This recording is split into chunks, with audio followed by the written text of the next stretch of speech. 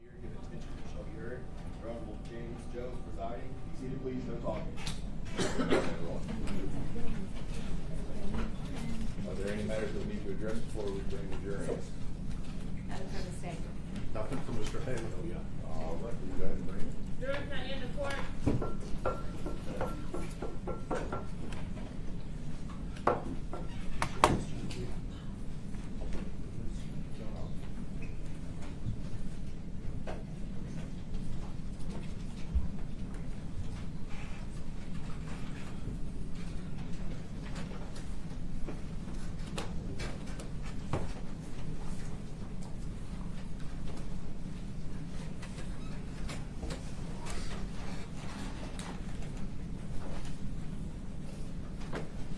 right, y'all can see it. All right, we left off yesterday. First, welcome back this morning. Hope you all were able to rest. We're going to go ahead and jump right back into our trial. We left off with defense proof. Defense ready with our next witness. Yes, Your Honor. At this time, Demetrius Haley would call Don Cameron to the stand.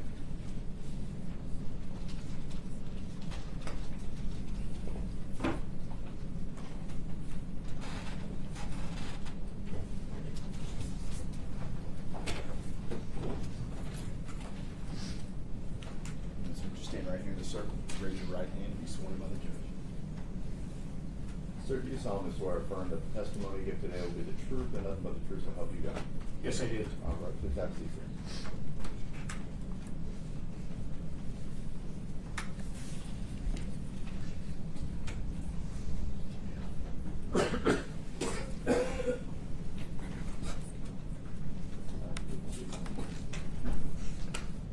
If you would state and spell your name for the record, please. My name's Don Stewart Cameron. DON START CAMERON. And Mr. Cameron, would you tell the jury briefly your history in law enforcement? I started with the Berkeley, California Police Department in 1966. I stayed with Berkeley until 1972. In 1972, I transferred to the Bay Area Rapid Transit District, San Francisco Bay Area Rapid Transit District Police Department. I worked there from 72 until 81. Became a full-time instructor for police officers and other enforcement personnel at that time. I had been teaching since 1968, but I decided to do it full-time. I stayed in that capacity for 52 years until I retired in 2020. And where do you work now, Mr. Cameron? I work for myself through Cameron Consulting. And what does Cameron Consulting do? It's a consulting firm for attorneys, law enforcement agencies, private individuals. Consulting in what areas? I consult in the area of police training, police tactics. I write policies and procedures. I analyze equipment for policing agents to see if they're going to use that particular equipment. I write reports regarding my recommendations. You mentioned you write training policies. For whom? For various police agencies, in California mostly. I'm sorry. In California mostly. Are you familiar with the acronym POST? Yes, sir, I am. Tell the jury what POST is. POST is a commission for peace officer standards and training. And what is its role in law enforcement? POST basically sets standards, it regulates policing agencies, it makes training recommendations, it supplies instructors, supplies materials regarding police practices. And to whom does it provide this? To policing agencies. Have you had a role with POST? Yes, sir, I have. And if you would describe that role. I'm considered a subject matter expert for post in the areas of training, weaponless defense, use of impact weapons, handling persons with disability, crowd control. So post will bring together a group of subject matter experts, and we'll either create new policies, we'll review current policies and make sure that they're up to date, or we'll check off a policy and say, yes, everything is correct in this policy. And then it goes to the Attorney General's office to have the Attorney General approve basically what we've written or what we've said was all right. And is Post a national organization? It's a national organization in that all policing agencies have some type of a post regulatory commission. They're not all called post, but most that I'm familiar with are called post, or commissions on peace officer standards and training. Are you familiar with Tennessee's Post Commission? Yes, sir, I am. And how did you become familiar with that? I basically read the Post Commission's policies and procedures and what they'd recommended to Tennessee. Are they consistent with other Post Commission standards? Yes, they're pretty much all the same. I'm sure there's some differences as far as local things, but most of them are the same because of federal law.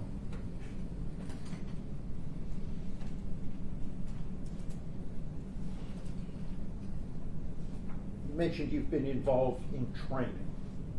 Yes, sir. If you would tell the jury your involvement with training law enforcement. I train officers in basically use of force, arrest control techniques, how to search people, how to handcuff people, how to disarm people, how to generally control people, how to take people to the ground, how to control them when they're on the ground, how to use their firearms, how to use their impact weapons. Anything basically that's physical that a law enforcement officer would do. And for whom do you do that training? Do it for agencies throughout California, Hawaii, Nevada, Arizona, Colorado, Idaho, New Jersey, New York, Royal Canadian Mounted Police. Do you have any certificates regarding your teaching or training law enforcement? Yes, sir. I have a basic, intermediate, and advanced post certificate. I have a supervisory post certificate. I have a vocational teaching credential. I have a bachelor's of science degree. I'm certified by the Federal Bureau of Investigation as a firearms instructor, a SWAT instructor, chemical agents instructor. I'm certified by California Post as a instructor trainer in weaponless defense, arrest control tactics, firearms, crowd control. I'm an regular instructor for basically the same areas, use of impact weapons, use of firearms, arrest tactics, handling persons with disabilities. Have you previously testified in court? Yes, sir, I have. And have you previously been qualified as an expert to give opinion testimony regarding police standards, police training, and the proper use of force? Yes, sir, I have. Have you ever been denied by a judge the ability to testify as an expert in those areas? No, sir, not in those areas. Have you ever been denied by a court when you asked, when counsel asked that you be allowed to give an opinion in a specific area? Yes, in Michigan, I was asked to give opinions about a specific agency policy, and the judge said that the policy spoke for itself, so I didn't need to testify to that. Have you ever been denied at any other time in the area of police training, police standards, and the proper use of force? No, sir, I have not. I'm going to approach. Thank you.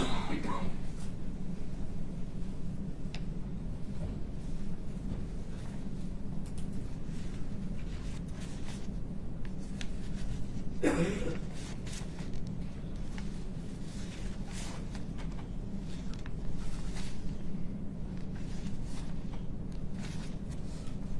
you recognize that document, Mr. Yes, Cameron?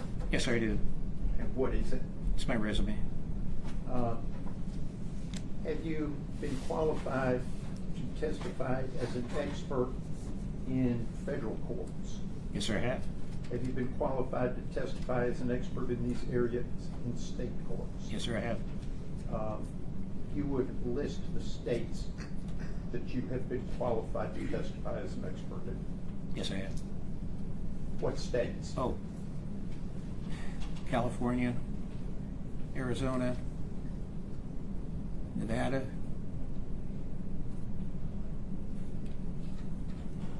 Idaho,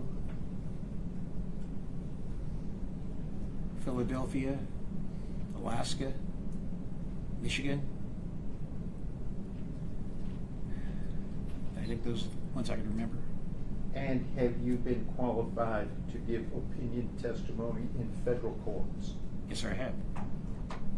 Have you been qualified to give opinion testimony in federal court for the Western District of Tennessee Yes, sir, I have. and other federal courts? Yes, sir. Your Honor, at this point, I'd ask that his CV be marked as the next numbered exhibit.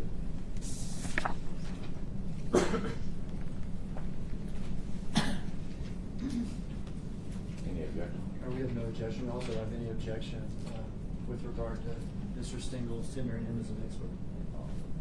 So we'll show the 5-page resume marked as exhibit 40.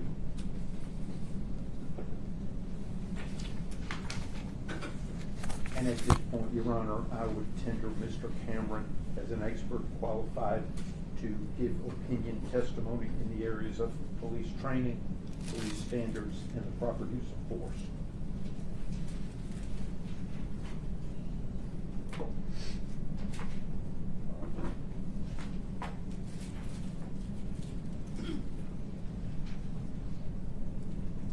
So that is Mr. Cameron, are you familiar with the Memphis Police Department policies and procedures? Yes, sir, I am. How? I reviewed their policies and procedures. They're in accordance with their post-commission, which, like I mentioned, is pretty much parallel to all the other post-commissions or regulatory commissions for policing agencies throughout the United States. Let me go back. What have I, as Demetrius Haley's lawyer, asked you to do with respect to this case? Examine Officer Haley's training, look at body cam footage, read statements, listen to audios of statements, formulate opinions as to whether his actions were in accordance with the policies and procedures of the Memphis Police Department, if they were in accordance with the training he received, and if they met reasonable standard of care for a police officer. And have you formed those opinions? Yes, sir, I have. Are you familiar with Demetrius Haley's training to become a Memphis police officer? Yes, I am. How? I went through his entire training file. I read most of the outlines of the training programs he went to. I watched a training video of pepper spray training that he went through.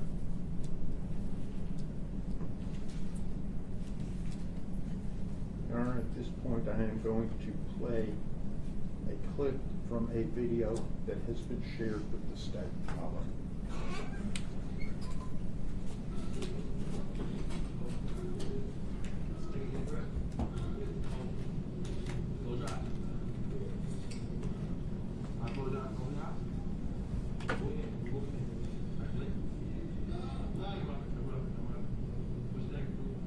Police crew to be detained. 27, sir. One girl, one little girl. Detroit, Michigan, sir. No, sir. Why? Yes, sir. Cowboys. Sir, sir.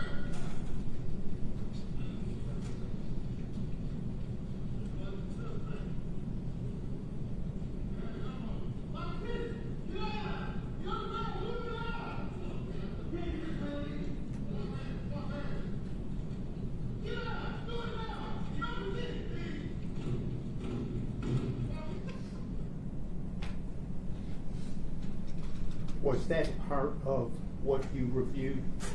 Yes, sir, it is. And was that part of Mr. Haley's training at the Memphis Police Department Academy? Yes, sir, it was.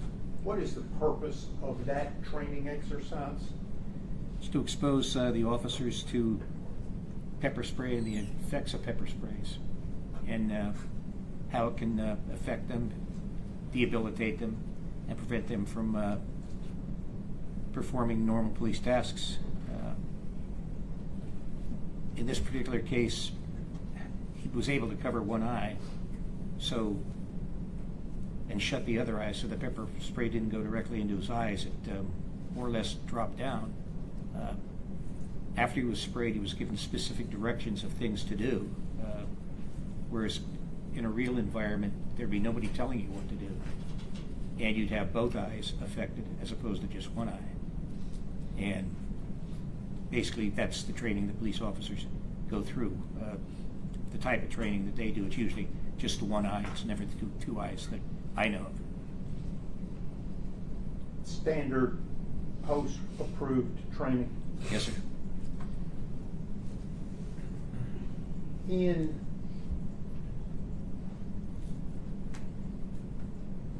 preparing to form an opinion, I may have asked this, but I'm not sure.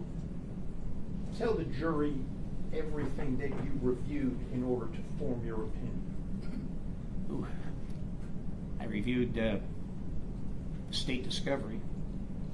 I reviewed body cam videos. I read statements. I listened to audios of statements. I reviewed the training records of Officer Haley. I reviewed the force continuum for Memphis Police Department. I reviewed the post standards. I think that's it in a nutshell. Did you review any sworn testimony?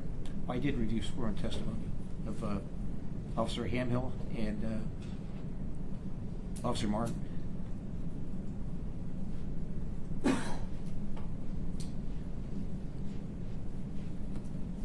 going to pass to the witness what's been marked as Exhibit 15, which is the Memphis Police Department use of force continuum.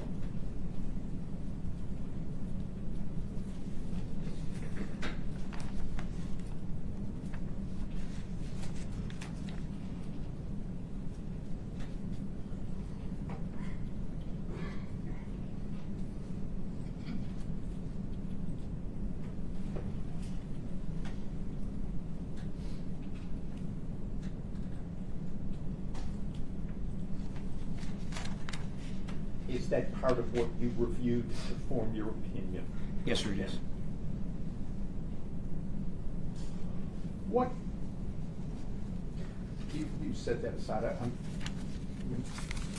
that's in case you need to refer to it as I ask questions. What type of traffic stop was this, Mr. Cameron? It was a high-risk stop. Why was it high risk?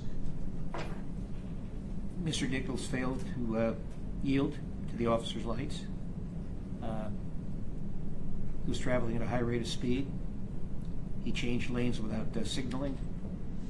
He ran through a red light, and basically he didn't stop, and then all of a sudden he stopped.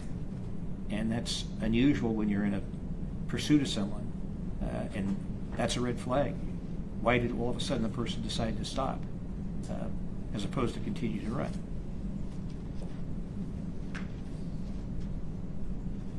When making a high-risk traffic stop, what is an officer's proper law enforcement objective? To contact the violator, to control the violator, get the individual handcuffed, searched, and taken into custody. Going to play a portion of Officer Hemphill's body-worn camera and then ask you some questions.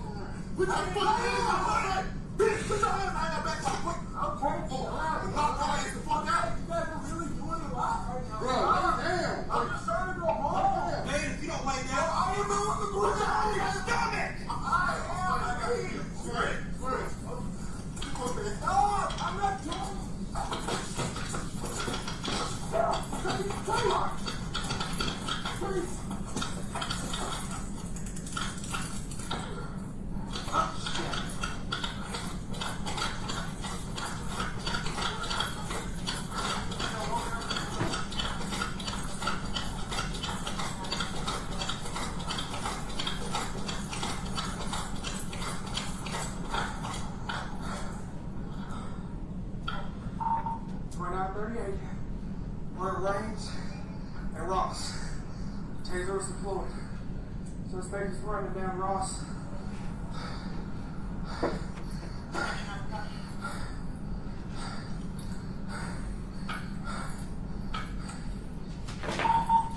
Young male, black, slim build, blue jeans, and a hoodie.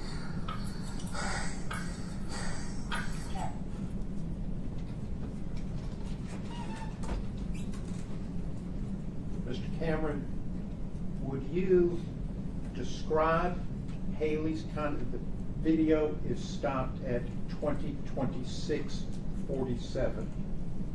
That was Hemphill's body-worn camera played from the beginning.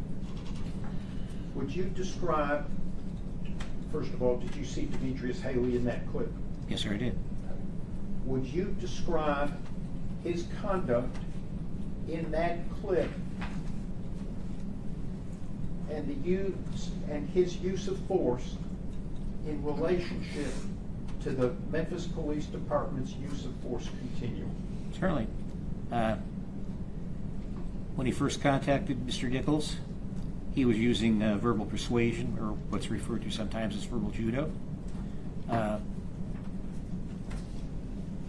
He used harsh language, which isn't prohibited. And usually if you're dealing with a situation where someone is a harsh individual, in other words, they've already fled from the officers, you kind of emphasize things by sometimes using profanity. He went hands-on, which would be classified basically as soft hand techniques, pulled him out of the vehicle, placed him in the A-frame of the vehicle, which is trained to do by the Memphis Police Department to control the individual and prevent them from, or attempt to prevent them from running. He attempted to use control techniques to handcuff and subsequently search Mr. Nichols, but Mr. Nichols turned on him. At that point, they took him to the ground. They were still using controlling techniques to get him handcuffed. Mr. Nichols was not going for being handcuffed. Sometime in the process, Officer Haley used his pepper spray, and it appeared to have no effect on Mr. Nichols, but it got into Officer Haley's eyes, and I believe some of the other officers' eyes. Mr. Nichols refused to get on his stomach, though he said, I'm on my stomach, all right, I'm doing it. He wasn't doing it. He then took off and ran. You said you went hands-on and used soft hands to get him out of the car. Yes, sir. Why was that?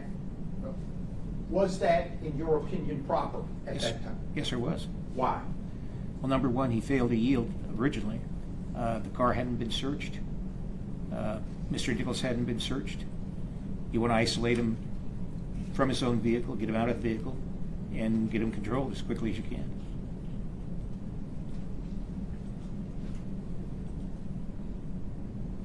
Did anything significant occur that caused the officers to take Mr. Nichols to the ground?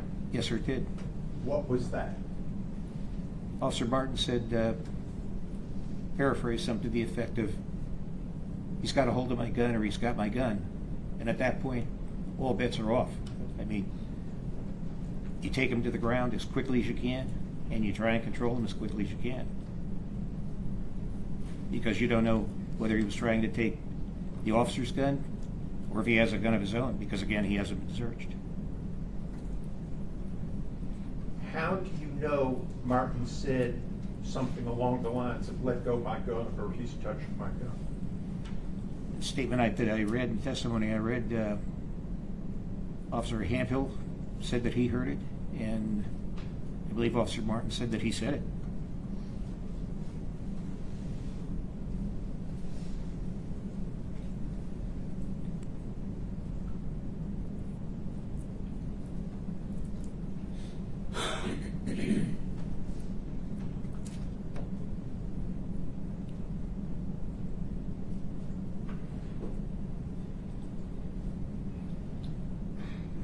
Haley used verbal judo at that stop? Yes, sir. What is verbal judo? That's a method of attempting to solicit someone's cooperation verbally. So if you're not doing what I ask you to do, and for example, if I say, will you step over to the curb? And the person refuses to do that. And I'll say, well, sir, is there anything I can say or do to have you step over to the curb? So I'm trying to basically negotiate with you. But if that works, that's fine. But if it doesn't work, then you have to escalate. And again, sometimes when you escalate to have someone do something, under certain circumstances, you'll use harsh language. Profanity. Profanity. Vulgarity. Yes, sir.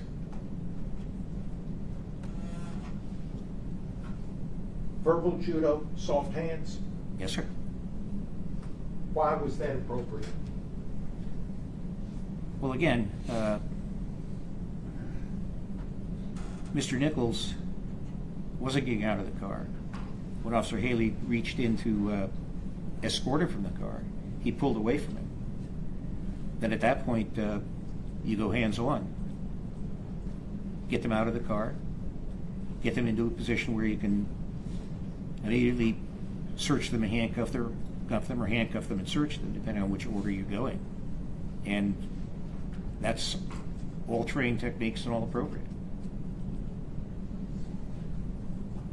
And then the pepper spray, the OC spray. Yes, sir. Why was that appropriate? Well, actually, on the force continuum, pepper spray goes before hard hand techniques and sometimes soft hand techniques. So it was, according to their training, it was also appropriate in the situation to try and get him controlled, because the object is to get them controlled, to get them handcuffed. Obviously, the pepper spray didn't work on Mr. Nichols in this case, but it did work on the other officers.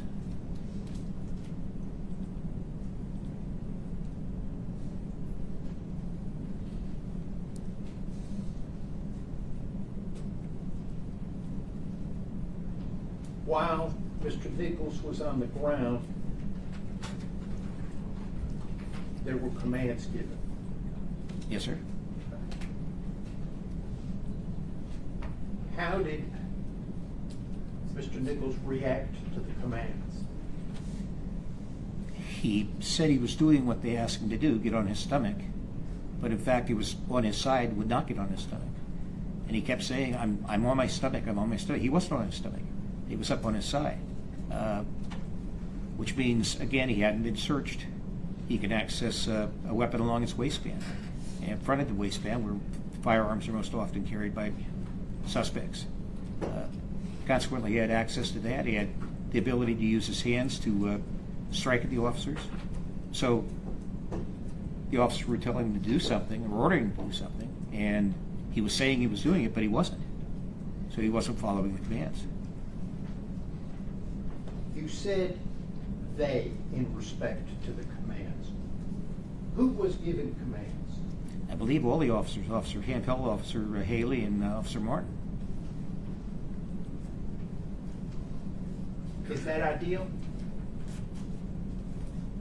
It's not necessarily ideal. What you'd like to do is have one officer give commands, but that's in a different circumstance.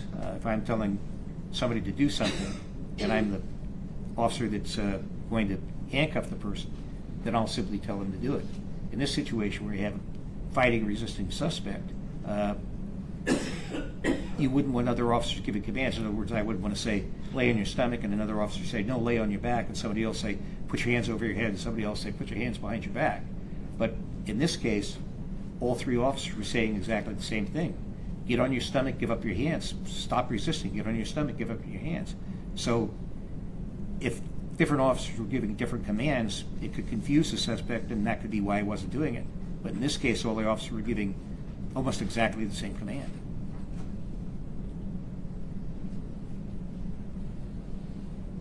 In that clip, in your opinion, was Haley's use of force and conduct consistent with his training, Yes, sir.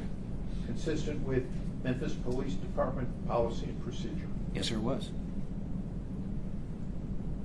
I'm going to continue playing Hemphill's body cam, picking up at 20:26:47 for roughly 8 minutes.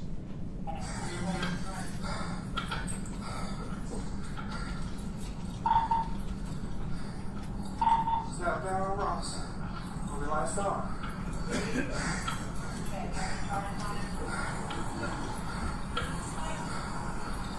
What's up? Yes. Alright, hang on.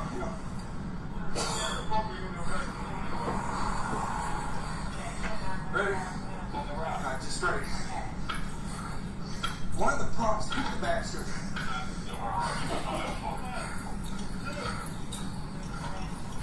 Alright, your car's right in front of you. Alright, hang on.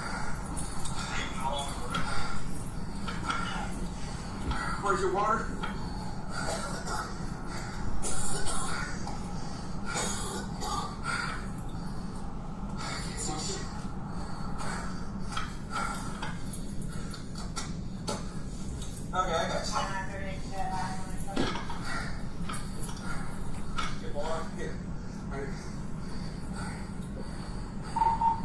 give it 2938. Where are my damn glasses?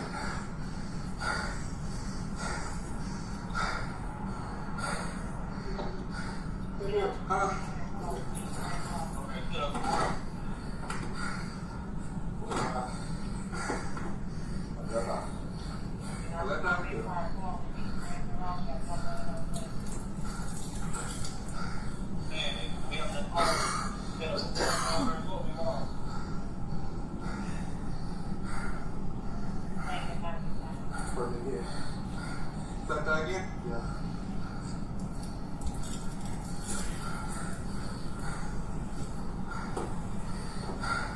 I can't see jack shit, dude.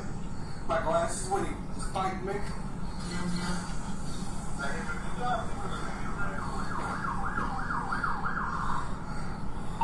Negative, we just saw him running down Ross.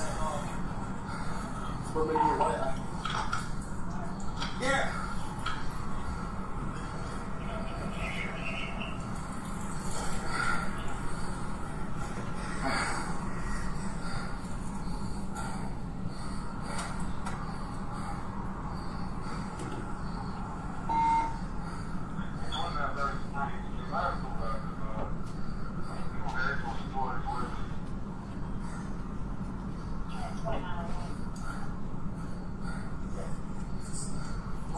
What's up? Right, alright, ready? Good.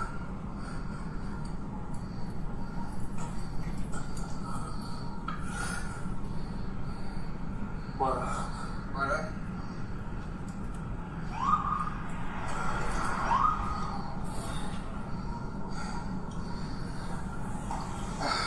Which way you wrong?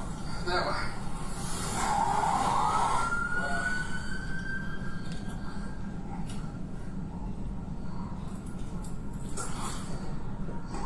Okay, I gotta find my glasses and get this damn taser downloaded.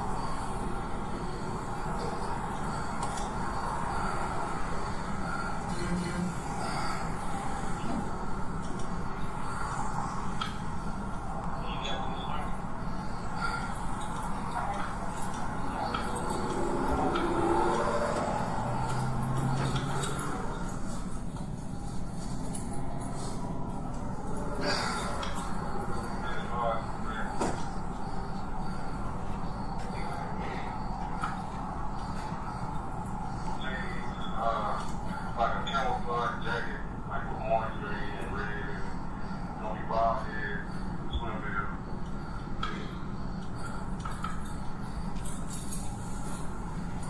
He couldn't that far. 2938, did you also read that I pulled my taser?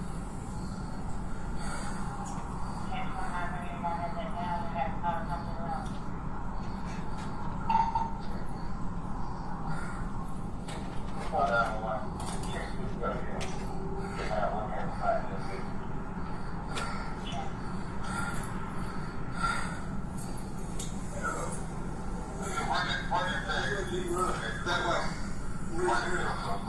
Thin male black, blue jeans, and a plaid jacket.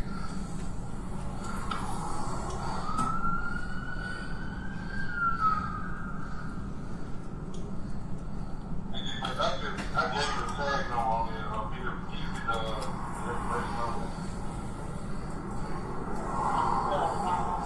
You good right now? Can you at least open your eyes?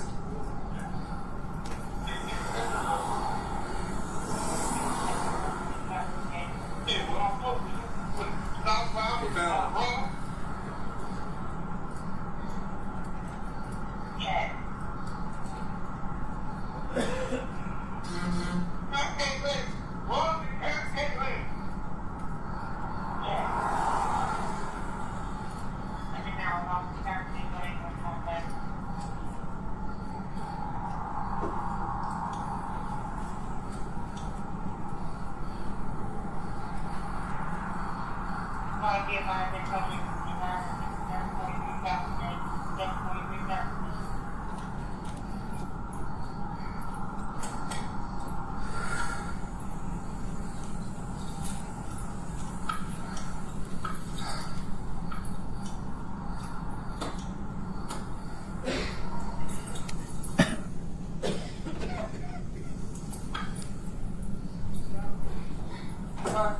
Martin and all them over there chasing him.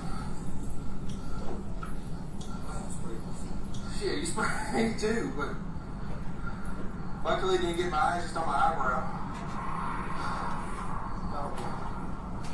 Oh, let's stop his ass.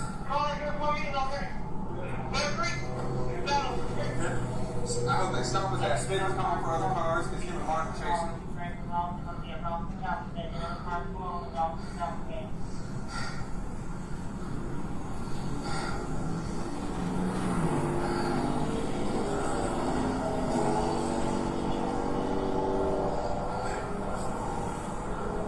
Sure?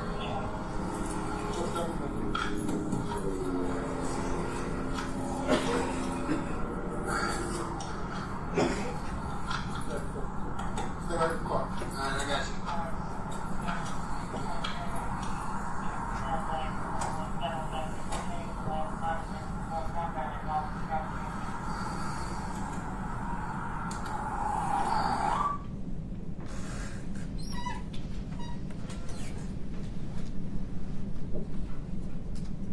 In this clip, which ends at 20:34:44,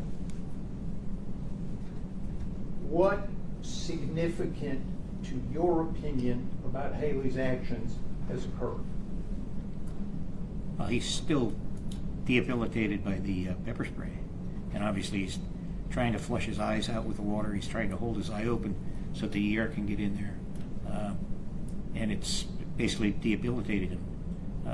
He took his vest off because it's easier, it doesn't inhibit you much from moving, so it's easier for him to be able to tip his head back and to use his hands and hold his eye open and have the other officer flush it out. And at one point he puts his vest back on and responds because he hears a call coming over the radio at Bear Creek and Castlegate, that the officers basically something to the effect that the suspect's still resisting or still fighting, and we need more officers. And that's one of the first things you're trained as a police officer is if another officer calls for help or calls for additional units, that if at all possible you respond as quickly as you can.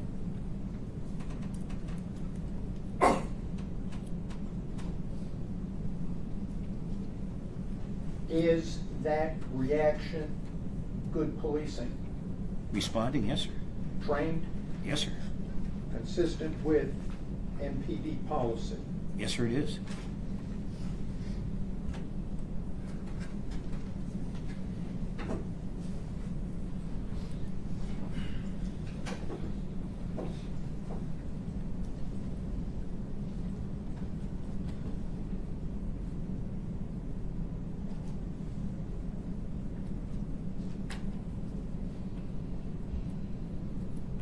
What, based on your review, what knowledge did Haley have when he arrived at Castlegate and Bear Creek? Well, number one, he knew about the interaction they had on the traffic stop, that Mr. Nichols was resisting, didn't want to be handcuffed, he hadn't been searched, he ran from the officers, the pepper spray didn't appear to have any effect on him. He now knew from the radio transmission that Mr. Nichols had been contacted by other officers, that the other officers were having a difficult time taking him into custody, that they were calling for other officers. And again, by his training and the Memphis policies, he needed to respond to that location. You mentioned earlier when Martin said let go of my gun, you said all bets are off. Right. Tell the jury what you meant by all bets are off. In other words, when somebody goes for an officer's gun, it becomes a deadly force situation. It's a deadly force situation, obviously, for the officers. It's a deadly force situation where the officers may have to use deadly force if the suspect gets the officer's gun and or if the suspect has his own gun. So it changes all bets. It's not routine. It's not going by the use of force continuum to the soft hands, to the hard hands, to the pepper spray. It immediately jumps to a deadly force situation. In your review of this entire incident, was deadly force ever used by Demetrius Haley? No, sir, it was not.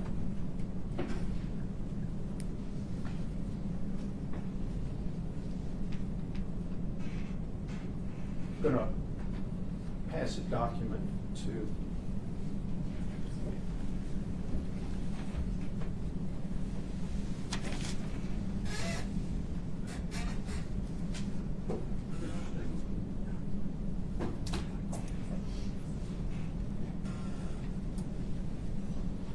Do you recognize that, Mr. Cameron? Yes, sir, I do.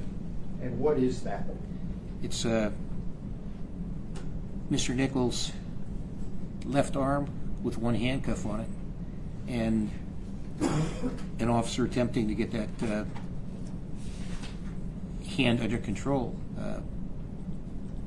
particularly because the handcuff is on the wrist, and the handcuff on the wrist basically becomes a weapon if the individual is able to break free from the officer's grip.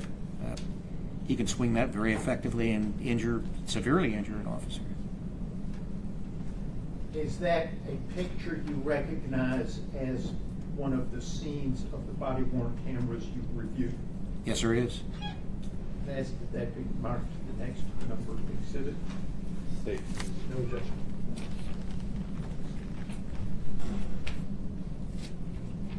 We'll show the screenshot of Mr. Nichols' grip with exhibit 41.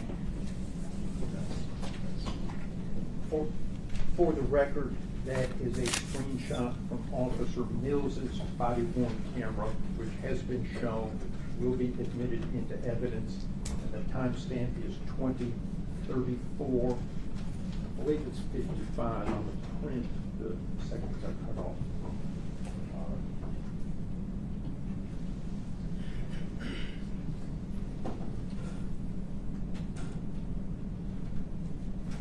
Based upon your review, Mr. Cameron, in relationship to Haley's arrival at Castlegate and Bear Creek, when was that handcuff put on the left wrist? I believe it was put on the left wrist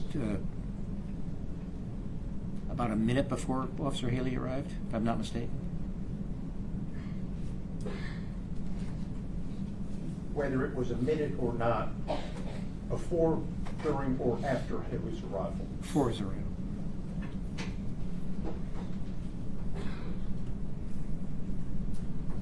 And did the existence of the handcuff on, we now know to be Mr. Nichols' left wrist, have any impact on your opinion of Haley's conduct at Castlegate and Bear Creek? Yes, certainly. Mr. Nichols continuing to resist. Officer Haley can see that when he arrives on the scene, that the one wrist is handcuffed, but the other hand isn't handcuffed. And at that point, Mr. Nichols has his arm basically tucked underneath his body or locked into his body position. And it could be that he's simply resisting not being handcuffed or being handcuffed, but it's also consistent with someone reaching for the waistband. And like I mentioned before, Mr. Nichols had not been searched at that time, so they don't know whether he has a worst case scenario gun, less case scenario a knife in the waistband. So though you could say, yeah, he's resisting because he doesn't want to get handcuffed, but could he be not wanting to get handcuffed, and could he be wanting to access a weapon? And that's what an officer has to think. going to play a brief clip from the Skycop video.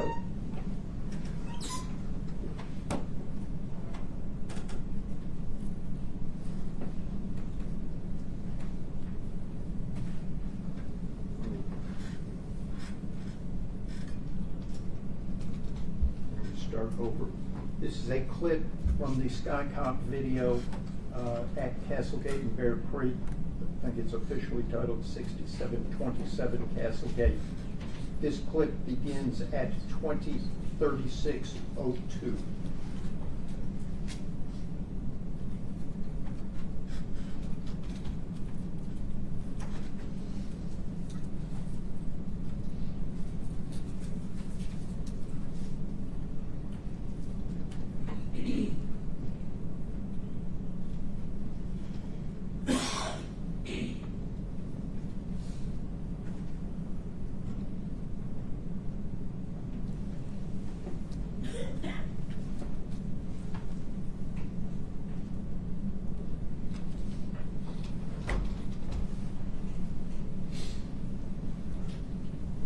And that clip ends at 20:36:30. Mr. Cameron, was that clip a portion of the Skycop video that you reviewed in connection with your work in this case? Yes, sir, it is. And in that clip, did you see Mr. Haley arrive? Yes, sir, I did. Would you describe his conduct in that clip to the jury? Well, he arrives at the scene. You can see that Mr. Nichols is not controlled. There's a handcuff on one wrist. Like I mentioned before, the arm is tucked under the body. Officer Haley comes up, makes a quick assessment of what's occurring. He takes the time to look to see where he's going to apply the kick. And he applies the kick to the upper arm muscle area, which they're trained to do because basically it causes the arm to relax or come up behind the back, or where the officers want the arm to be, which is in a handcuffing position. So he takes the time basically to aim and to kick the area that he wants to kick. And that's in association with the training received at Memphis Police Department, to use a hard hand technique and use it to an area that will have the individual relax that area or react to the kick and be able to be handcuffed. Trained technique, Yes, sir. hard hands technique according to the Memphis Police Department policy and procedure, Yes, sir. authorized. Yes, sir. On that clip, how many kicks did we see? From Officer Haley, just one. How many kicks in total? How Two. many? Okay. And which one was Haley's? Haley's was the first.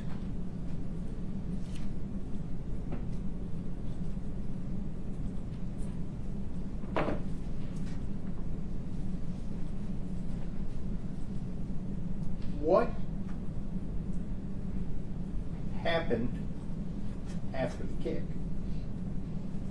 Mr. Nichols was able to be handcuffed How quickly?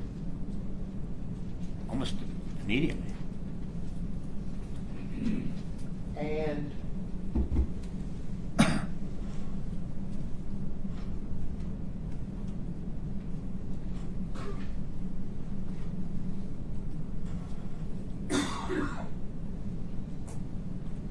I'm going to play this clip one more time and stop it at Mr. Haley's kick so that we can get the timestamp into the record. Tell me if I've stopped it at the correct time.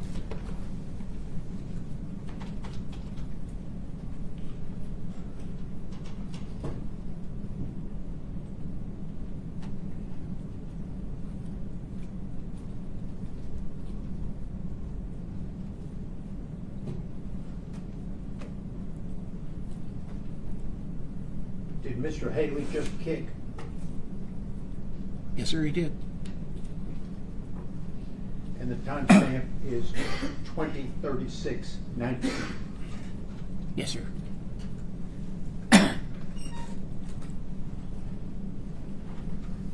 Going to play one more brief clip.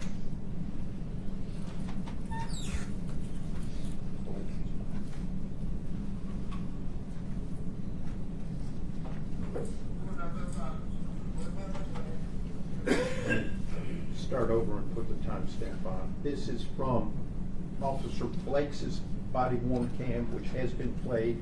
This is a clip which begins at 20:36:37.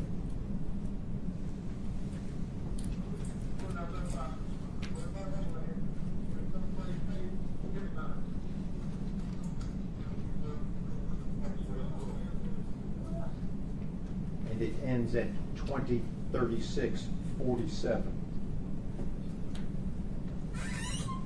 Mr. Cameron, is that a clip from some of the video you reviewed in connection with coming up with your opinion? Yes, sir, it is.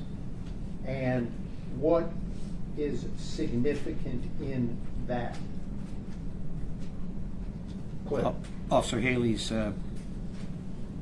following his training and his policy and procedures from the Memphis Police Department, and that he's calling for medical aid or an ambulance, giving the brief information that he had that the individual had been pepper sprayed, the individual had been tasered. I might have a moment with my client, Your Honor. Yes, sir.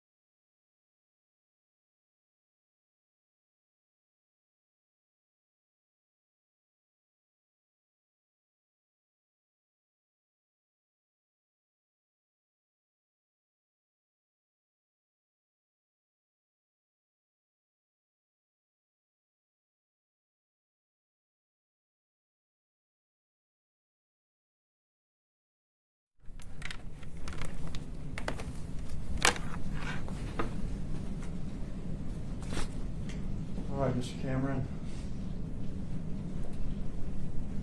I didn't get to ask questions of the use of force people yesterday, so this will be my first time, okay? All right. We just met each other for a second out there. Just a second, we did. But I think maybe we have the same marker. Yes, we do. I think we get our hair cut at the same place. Yes. I am going to ask questions about the case, but let me start more generally, okay? Certainly. With your role here, okay? All right. You've been in law enforcement for many years. Yes, sir, I was. With extensive training, and you've lectured and you trained. Yes, sir. And you have reviewed materials, some of which has been evidence before the jury, but other which has not been evidence before the jury. Is that right? I would assume so. You assume so. And you've been asked to come here and render your sort of opinion on some things. Is Yes, that sir. right? You're not here, though, to tell us what the law is, correct? Oh, no, not at all. The jury gets their law from somewhere else, correct? Yes, they did. And you're not here to tell the jury what the facts are either, are you? No. The jury has to make their own determination on the facts, right? Yes, sir. And you're not here to tell the jury that they must accept your opinion, right? Oh, no, not at all. They are free to accept it or to reject it or somewhere in between or whatever it is. Yes, sir, they are. You, like the other use of force experts yesterday, are just here to offer your opinion. Yes, sir. Based on some evidence that we've seen and some we haven't, and consistent with your training and your experience. Yes, sir. And for preparing for this, you reviewed a lot of materials, videos, and things like that with regard to this case. Yeah, a lot of Is that material. correct?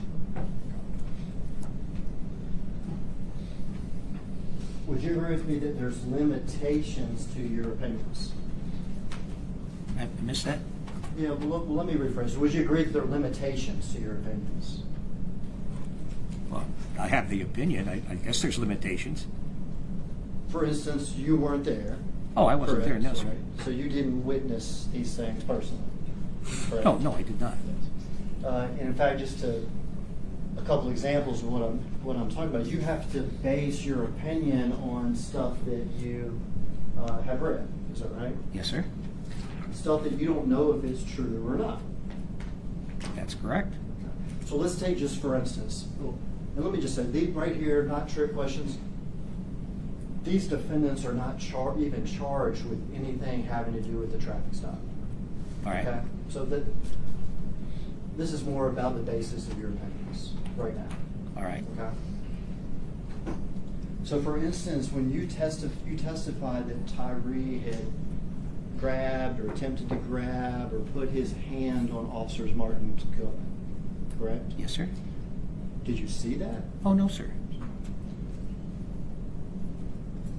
In fact, you're basing that opinion on something that Martin said, correct? Yes, sir.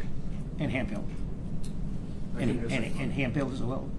Yeah, you're basing your opinion on something that Martin and Hemphill said, correct? Yes, sir.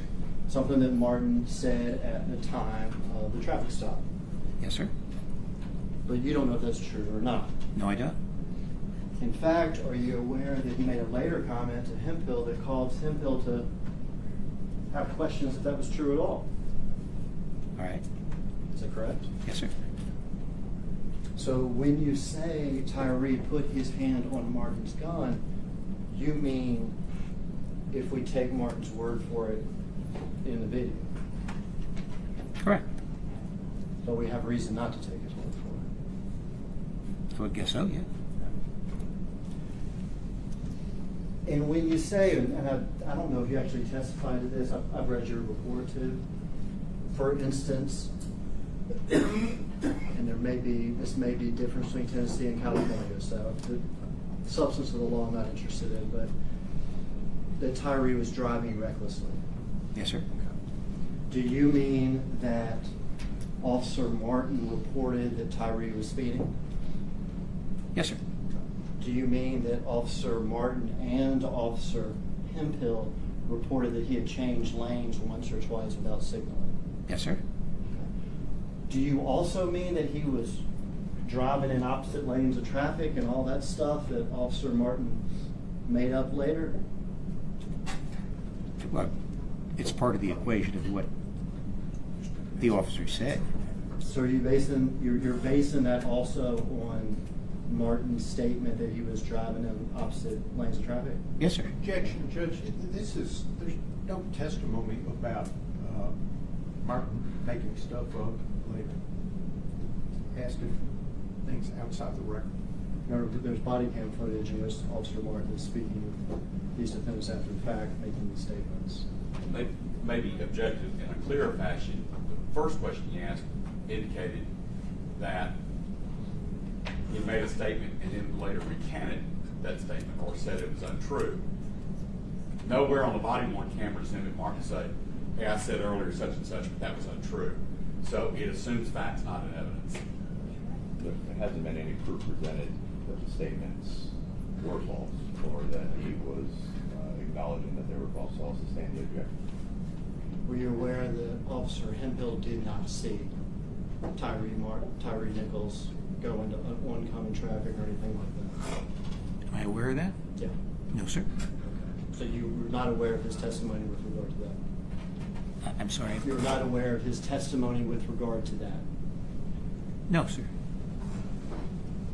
That would be another example of limitations on your testimony, correct? Yes, sir. Okay.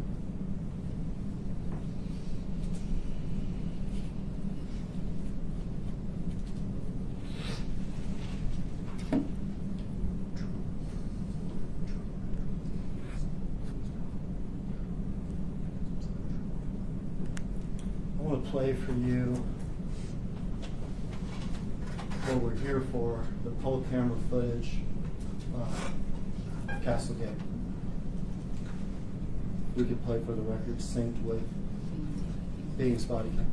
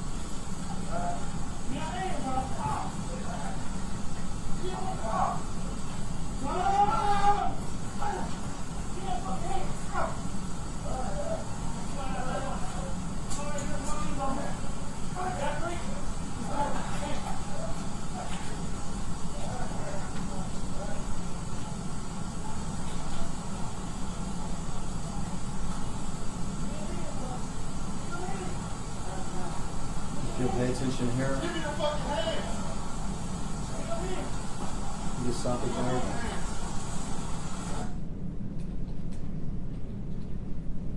Did you see that kick? I did. Would you characterize that as excessive?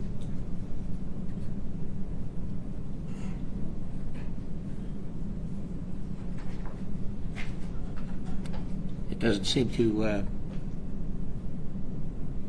be used to accomplish a particular goal, Excuse me? so it's unnecessary. Is unnecessary. That's right. Appear to be a kick to the head or the neck. Right. A kick like that to the head and neck would be considered deadly force, is that correct? It could be. And it's, my word was excessive. Yours was unnecessary, is that right? Right. Okay, so you'd agree that was unnecessary force? It appears to be, yes, sir. Would you agree that any officers that would have seen that kick would have a duty to intervene if they could? If they saw the kick, they could stop it, yes, sir. If they saw the kick, they'd have a duty to intervene, correct? Yes, sir. Continue playing. Get your hands. Give me your hand. Turn around. Lay flat. Lay flat like that. Lay flat like that. Did you see that kick? I did. Would you agree that that was excessive? Excessive and necessary, yes, sir. Excessive, sir. Would you agree that any officers that saw that kick would have a duty to intervene? Yes, sir, they should. And how would you describe Tyre Nichols and what he's doing while he's being kicked there? Pierce is reacting to being kicked. He's what? He's reacting to being kicked. Reacting to being kicked. Yes, sir. And I mean, that's natural, right? Yes, sir. Would you describe that as resisting?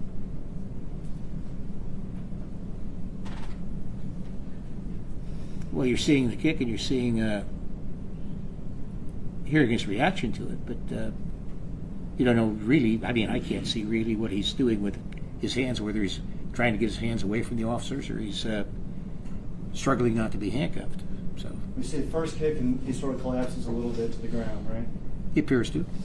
Would you consider that resisting? Pardon me? Would you consider that resisting? Falling to the ground? Correct. No, it's part of the reaction to, To being kicked? yes. Correct. Second kick, Did you see him resisting? Well, again, he's still not handcuffed, but you can't really see what he's doing because the officers are in the way. Yeah, and this is what I'm getting at. I mean, we've agreed the first kick is unnecessary and excessive, correct? Yes, sir? We've agreed that the first kick is unnecessary and excessive deadly force, correct? It could be, yes, sir. Isn't he allowed at that point to try to survive? To prevent from being kicked, yes, sir. Yeah, I mean, don't you train your officers that? I know you didn't train these officers. I'm not No, saying sir, I that. did not. You understand what I'm saying? I'm not trying to say you train these officers. But don't you train your officers that one of the terrible dangers of using excessive force like this is poor man has a right to defend himself and to try to survive, doesn't he? Yes, sir. Continue to play.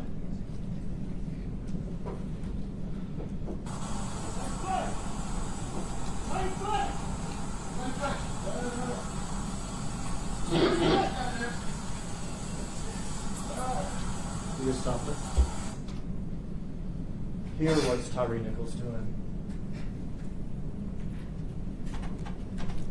Well, again, it's difficult to see. You can hear that he's reacting, and I don't know whether it's in pain or from being frightened. Can't see whether he's handcuffed. Obviously, he wasn't at that time because we know he wasn't handcuffed later. Either one of those reactions, being in pain or being frightened, would be natural and expected, right? Sure.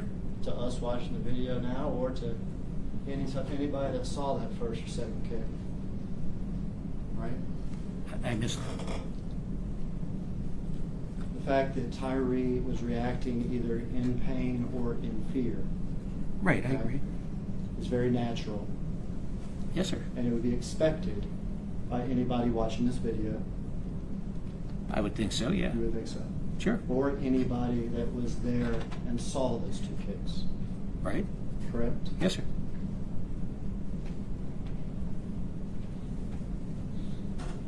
At this point when he's laying on the ground, do you know whether or not he has suffered a traumatic brain injury? I have no idea. But you do know about use of force when it concerns people with disabilities, right? Yes, sir. And you do know that people with traumatic brain injuries may have problems responding to commands, don't you? Well, I'm not an expert on that field, but I would assume so. Continue to play.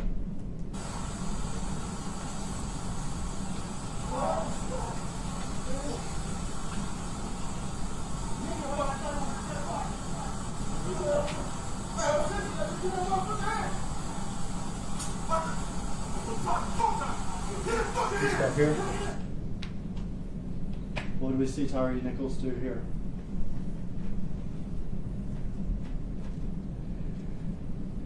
He appears to roll to a seated position. He appears to now be in some sort of seated position, is that right? Yes, sir. Could you tell how he got there? I don't know whether the officers put him there or he put himself there. It's difficult to say, right? Right. It's difficult to say whether or not he has come to the seated position himself or if he's been pulled to the seated position, correct? Correct. And would you agree with me at this point in the video, it's a fair assessment that Mr. Nichols could just be trying to survive, right? He could be, yes, sir. Given the unnecessary and excessive force. All right. Would you agree with me that if he can get away, he should get away? Well, I think he should submit to the arrest. Didn't put his hands behind his back, but yeah, if he wants to get away from it. Submit to the arrest. Right. Stay on the ground and be kicked how many more times? I'll stay on the ground and be Yeah, you know, handcuffed. that calls for speculation. And he's testifying way beyond the scope of what this particular expert has studied at this time. He's showing him premised testimony based off things that the expert has already said. I can't really see, I can't tell, etc. And he's trying to create a narrative for this expert. That's well beyond a cross-examination, Your Honor. The witness has But been calls for speculation. The witness has been tendered as an expert. Allow the state to ask some questions based off of his opinion and expertise. You don't know how many more times he may be kicked in the head here. No, I don't. He's in a damned if you do or damned if you don't situation, isn't Who's that? he? Mr. Nichols. I don't follow the question. If he complies, if he's able to, we don't know how many more times he's going to be kicked in the head. We have no idea. If he doesn't comply, more and more force is going to be used upon him. He is damned if he does, and he's damned if he doesn't. Now, Your Honor, I would object to the testifying of Mr. Haggard and ask that that question be stricken. I'll sustain that objection. As far as the question, we'll strike that question. If it occurs.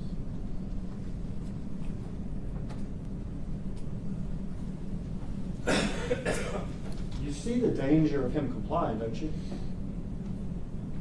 Well, normally when someone complies, then the officers stop using arrest tactics. Exactly. But Officer Martin doesn't, does it?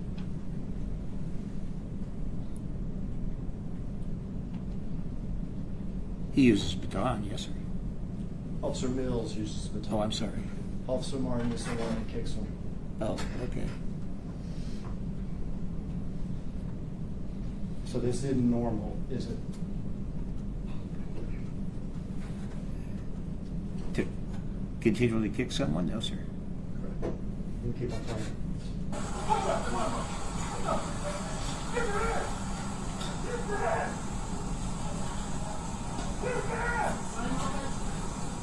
You stop here. Are you aware that Officer Mills testified that those strikes were unnecessary and were out of anger? I don't remember the anger part.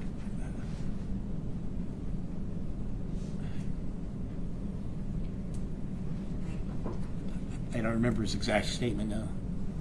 Are your officers trained to react out of anger? No, sir. I Are mean, you they- may be angry, but you don't react to it. Are they trained to inflict punishment? No, sir, not at all. If those strikes were out of anger and to inflict punishment, were they unnecessary and excessive? Yes, sir, they were. We have seen at this point 2 kicks, is that correct? Yes, sir. We've seen 3 baton strikes, is that correct? Yes, sir. Unnecessary and excessive, correct? Yes, sir. Anybody out there that saw those things would have a duty to intervene, is that correct? I would agree. And they'd be trained in their training to intervene, correct? Right, if they are able to do it. Continue.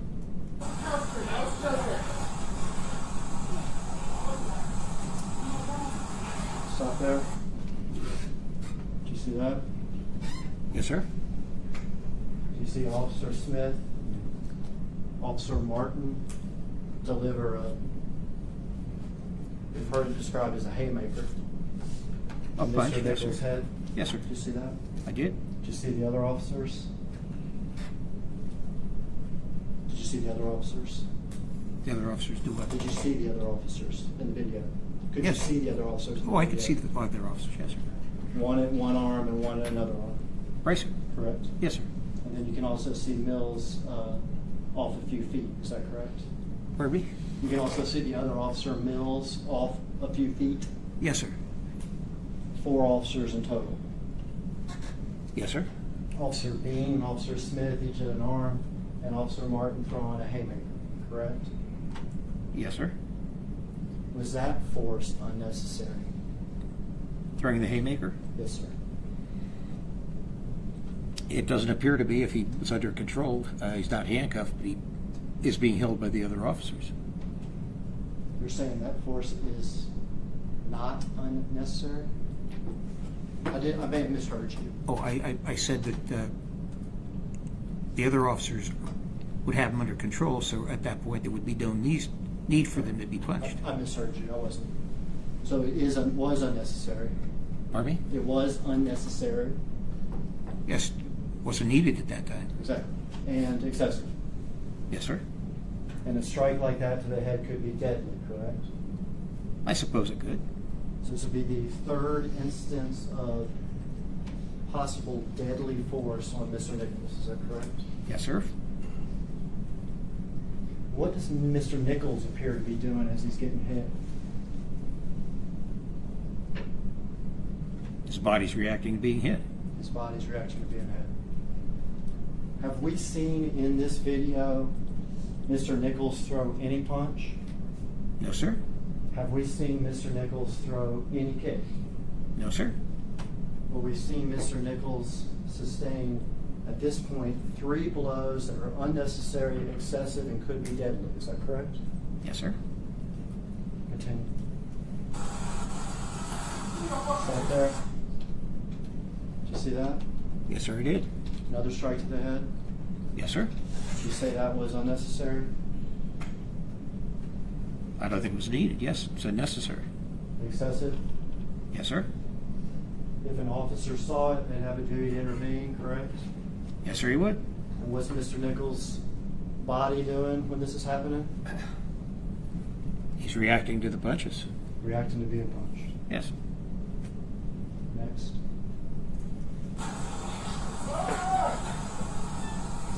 You stop there. What's Mr. Nichols doing? I missed that. Could we play it back? Just give me about 10 seconds or 5 seconds, whatever.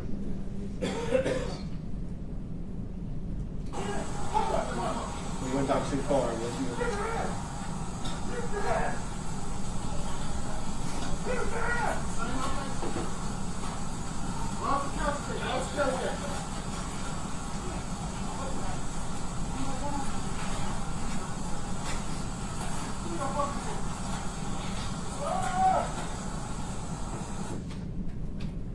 What's Mr. Nichols doing at this point? Looks like he's pulling away or trying to walk away. You've seen his body flailing around, reacting, correct? Yes, sir. And now we see a movement that may actually be intentional, correct? It appears to be, yes, sir. That's what- It may not be. It may not be, but Right. it may be. He may be trying to walk away, or this could be an unintentional movement. Yes, sir. Correct?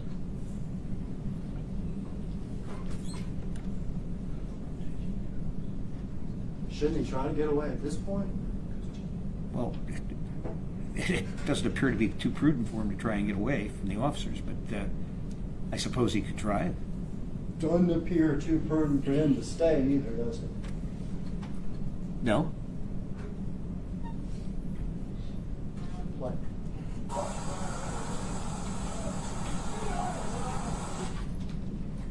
We can go for another one too. Stop now. Did you see those 2 shots to the head? Yes, sir, I did. Unnecessary, Yes, sir. excessive. Yes, sir. We've actually watched 5 of them now. Is that right? I think that was a count. And any officer out there that saw it would have a duty to intervene if they could. Is that right? I would think so, yes, sir. Any officer out there that saw it could say stop, couldn't they? Certainly could. They could say, whoa, whoa, we got this, right? Yes, they could. Have you heard anybody say stop? No, sir. Have you heard anybody say, whoa, whoa, we got this? No, sir. And at this point, it's 4 officers and 1 Tyre Nichols. Is that right? Yes, sir. And we have seen now 2 kicks, unnecessary and excessive, 3 baton strikes, unnecessary and excessive, and 5 haymakers to the head, unnecessary and excessive. Is that correct? Yes, sir, I'd agree. Continue to play.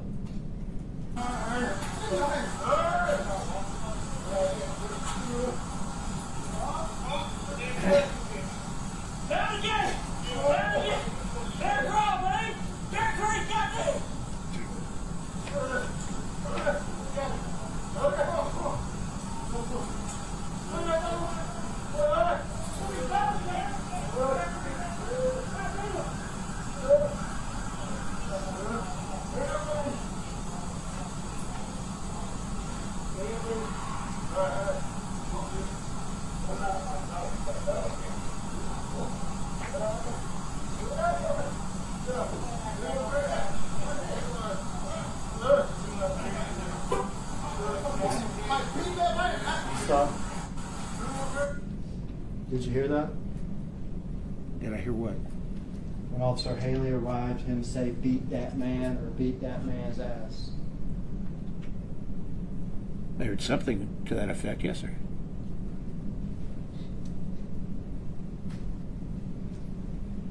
He says that when he jumps out of his car, doesn't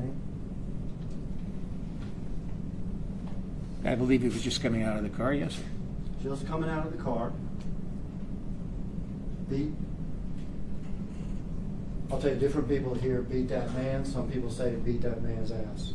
Which in particular, do you know which one it is? I'm sorry, no? I'm just going to say beat that man then. All right. Gets out of the car and yells, agreed? Yes, sir. Beat that man, All right. right?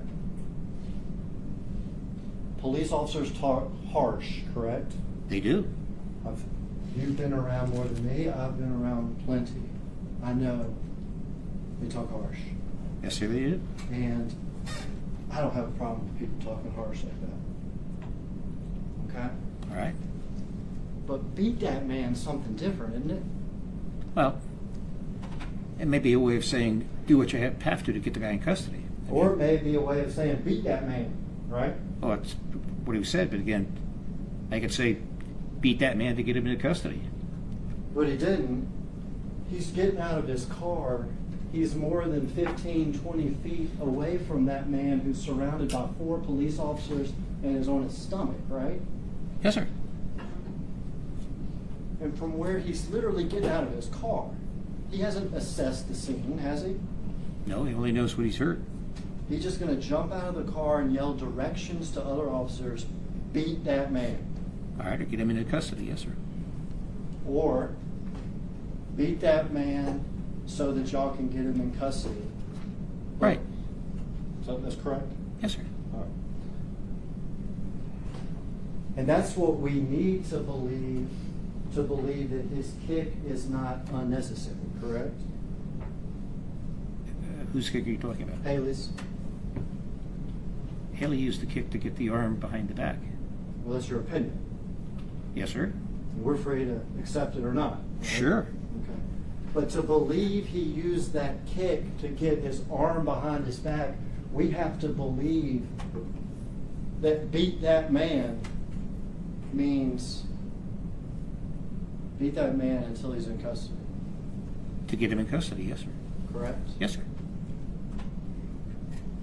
And that's what you believe. Yes, sir, I do. You do not believe that Mr. Haley is reacting out of anger, No, I believe he was doing something he was trained to do.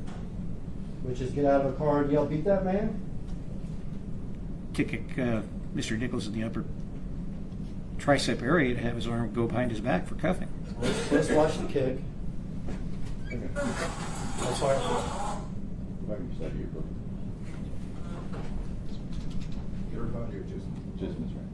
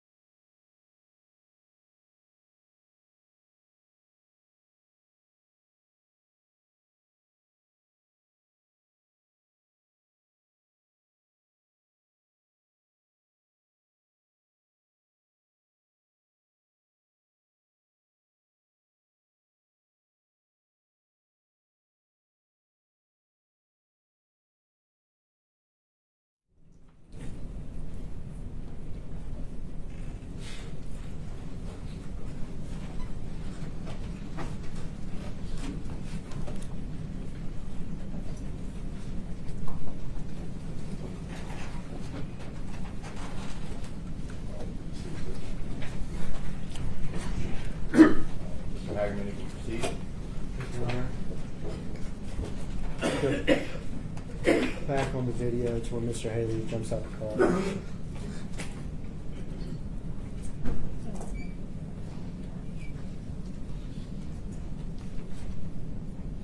Rewind. 5 seconds.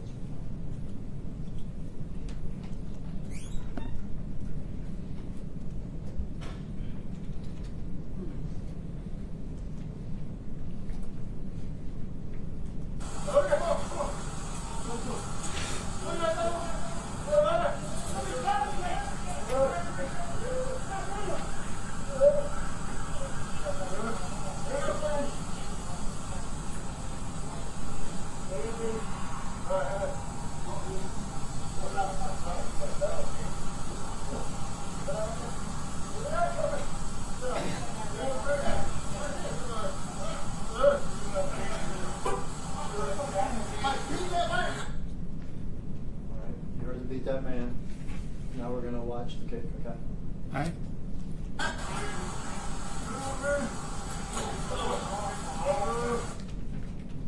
You can play a little bit more.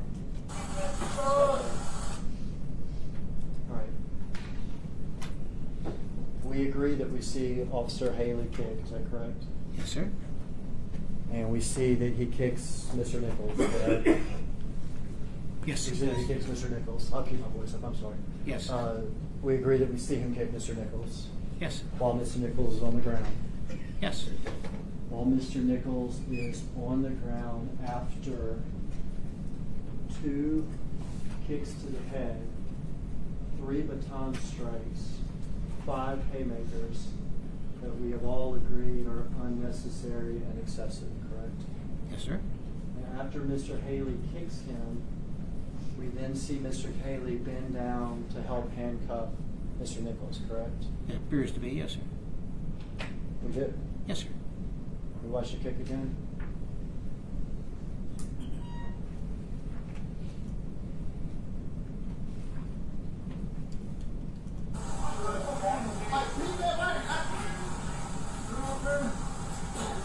Kicks him.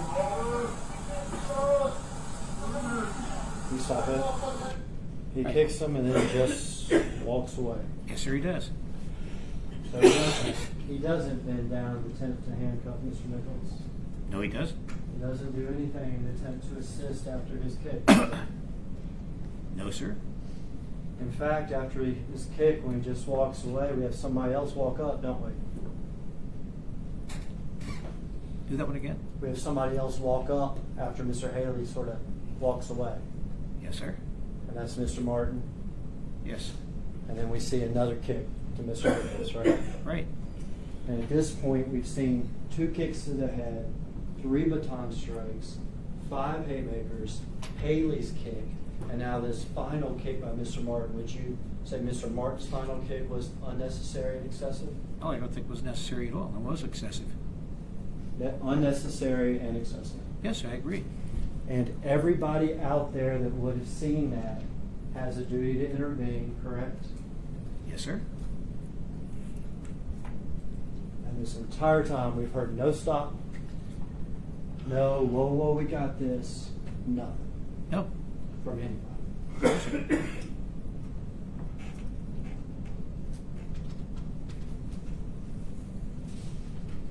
Would you agree that these officers have a duty to inform medical personnel with regard to helpful information they may know that may help them treat their patient? I would agree with that. When you agree helpful medical information may be here, he took some shots to the head. Can you do that one again? Would it be helpful for medical personnel to know that he took some head shots? Yes, it would. They could have even made up a story like he fell and hit his head or something, couldn't they? I guess they could have. I mean, that would at least tell medical personnel that he took a headshot, right? Yes. And you've reviewed the body cams and you've reviewed the videos. You've never heard a single officer out there on the scene tell medical personnel one time that he took a shot to his head, have you? Other than I saw. Not No, a sir. single time. No, sir. When you train officers, you would train them to tell medical personnel, let them know that the man took shots to the head, wouldn't you? everything that the officer knew, yes, sir. You would train them to intervene when they see something like that. Yes, sir.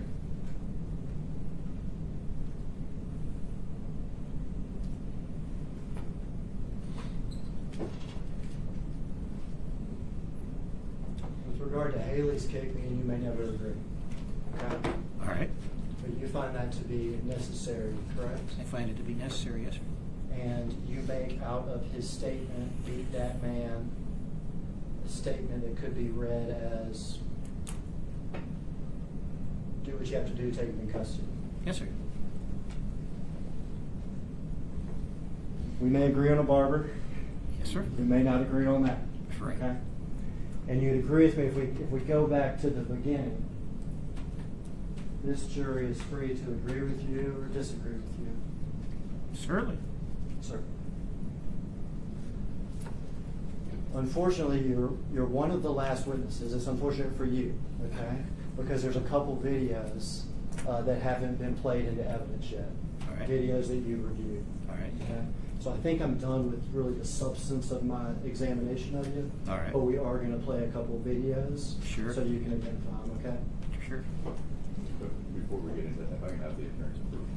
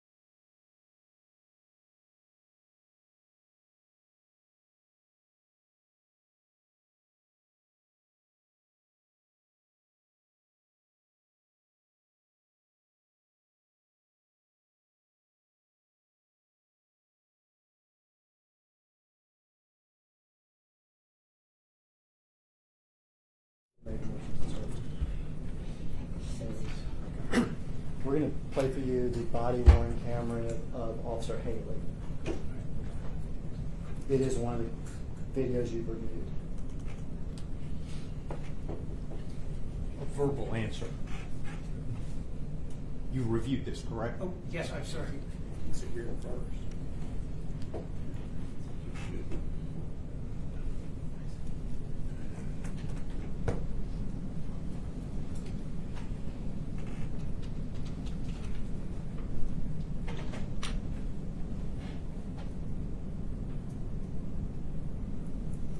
We can go ahead and stop it here.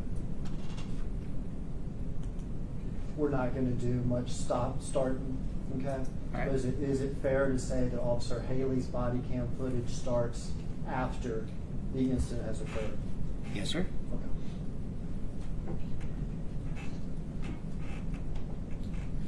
And by the, I need to be more clear, by the incident, I mean the incident where Mr. Nichols, what we just watched, Yes, sir. at Castlegate, not the traffic stop. Yes, sir. Yes.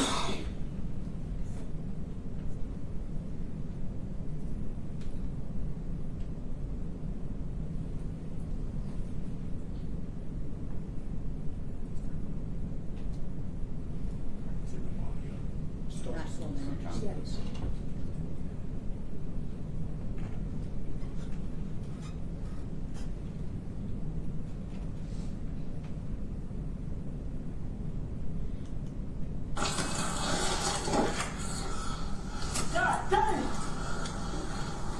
Fuck!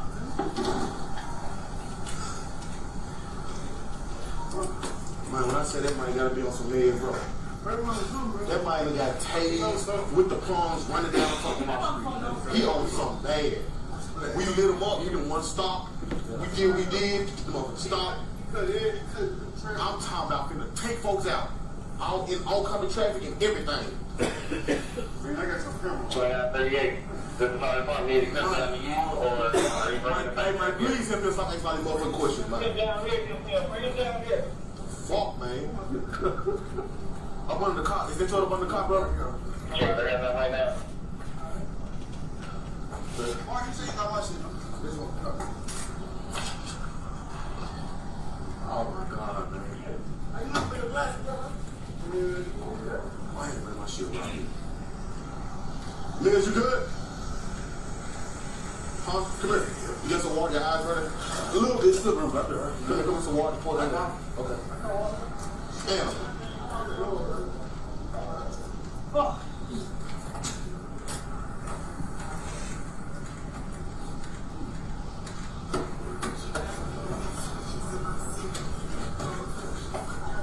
That might high as a kite, man.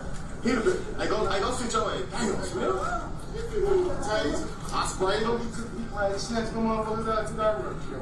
Yeah. Fuck, man.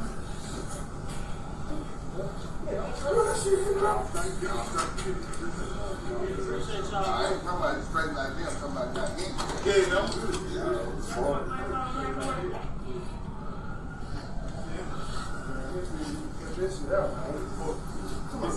y'all want me to bring him down there? No, hell no. Bring him down there. Oh, hell no. Fuck this.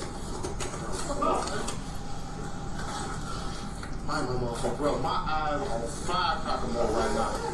My shit on firecracker mode. My shit right here, bro. Could you tell at 2040, it's 2040-19 right now, so just a few seconds before, could you tell what we sort of saw a flash of? No, sir. Did you see Mr. Nichols lean over the car? Oh, I saw Mr. Nichols in the car, yes, sir. Did you see the side of a cellular phone pointed at him? Pardon me? Did you see a cellular phone, very small portion of it, pointed at Mr. Nichols? Yes, sir, I did. You're aware that Officer Haley took a picture of Mr. Nichols right then as he's leaning up against the car? Yes, sir. You're aware that he sent those pictures to several different people? I believe he did, yes, sir.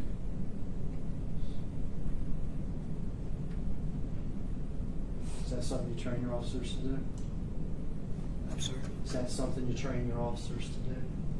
To take pictures of the suspect, yes, sir.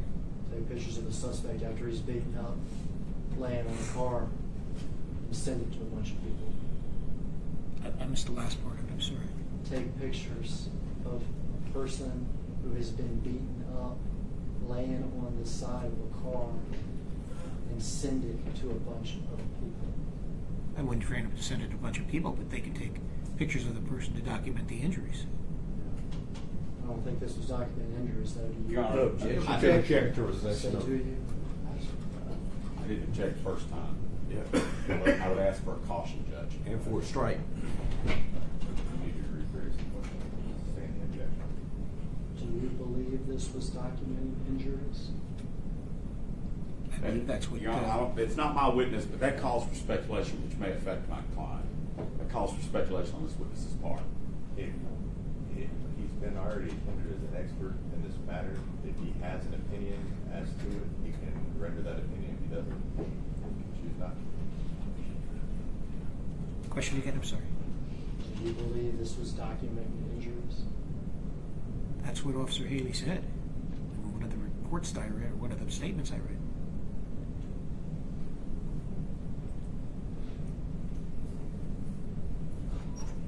You believe Officer Haley took a picture to document injuries? That's what he said, sir. Do you know the people he sent it to? No, I don't.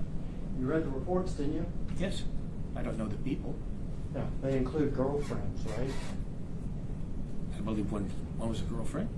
At least one, right? I believe so. Yeah. Not to investigators. Correct? Correct. To civilians. Correct? Yes, sir. To friends of his, correct? I would assume they're French. Yes. I believe that this mischaracterizes the testimony. The testimony earlier was that there were, I believe, 8 people, several of whom were identified in the phone as with the initials MPD before. I think that Mr. Hagerman's questions are going outside the record. This is cross-examination. I'll allow him to cross-examine if you want to clarify it on your redirect. The people that included civilians, correct? I believe so. So people that included at least one girlfriend, correct? I think so, I'm not sure. You can resume the video. Appreciate y'all, man. Oh, for sure, man.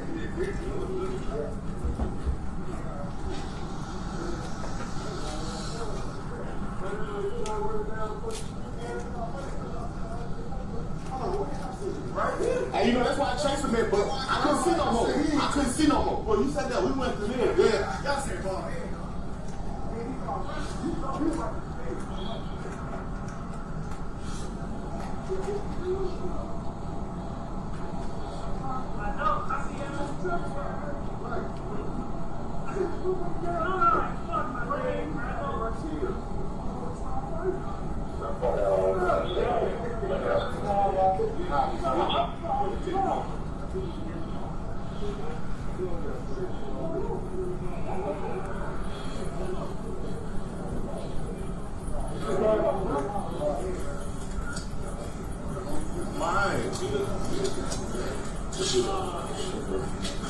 I tried, bro. I don't know what I couldn't see, bro.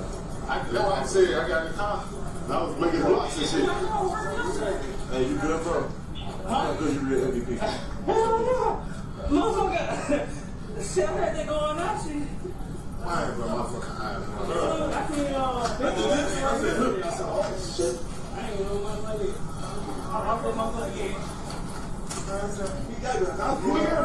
high as a kite, boy. Yo, I was giving him a time.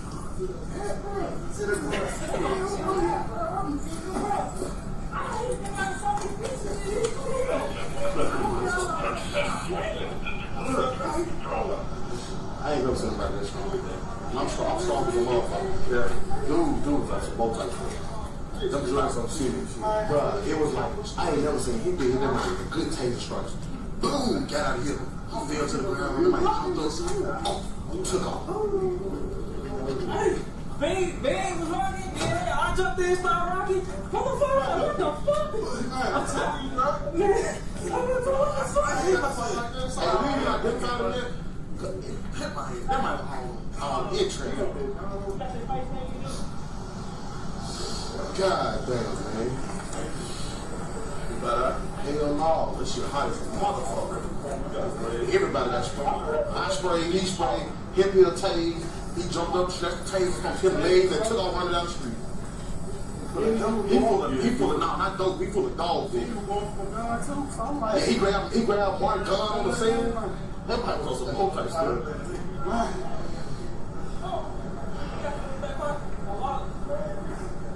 I ain't even look. I just got my car, was like, hey bro, you good? Motherfucker swung. Wow, almost hit me. And then he reached for Mark's gun and slammed to the car, and he was on from there. Like, he literally had his hand on Mark's gun. Like, that one was on there. I don't know what that might be. Ain't he strong as a motherfucker? He's strong as a motherfucker. Hold on, sorry. That's more than dope. That's more than dope. He caught strong and high. That's what it is.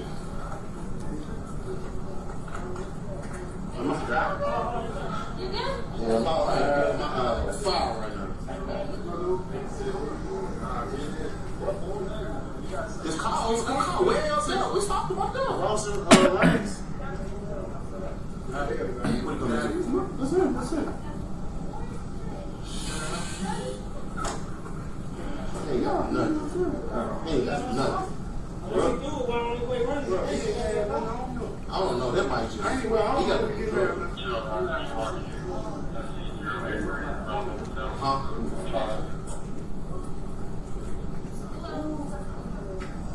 Everybody over there? God damn, bro. This shit. I ain't never sprayed my head in my life. It's over. Hell, it's over. I smell like that. I don't know why. I'm giving chase, so he's not even running fast. And this how I knew you was fucked up. When you were running, you just said fuck. It was on point for me, man. I said, I'm talking about I said, where they on the traffic stop? just now, me and my son started doing it. Then I see you on the road. Yeah, he was drove in the oncoming traffic. So we tried to, I'm talking about, he lived. Yes, all this traffic. I'm talking, so we tried to get him stopped. He didn't stop. We still stayed trying to get him stopped, hit the siren, stop. I'm like, drove around, swerved like you could hit my car. So then I'm like, God damn, man, what we doing? He pulled up to the red light, stopped at the red light, put his turn signal on. So we jumped out the car. Shit went from there. He got out, took a swing, grabbed Martin gun. He had a whole grip on him. I'm talking about, he grabbed that mic for like this. That's what Mark said, let my gun go. Boom! Knocked him into the car. That might literally grabbed him in that gun. Do that guy just say lean though? Use water for water reviews. I saw that shit straight. Come here. I got a.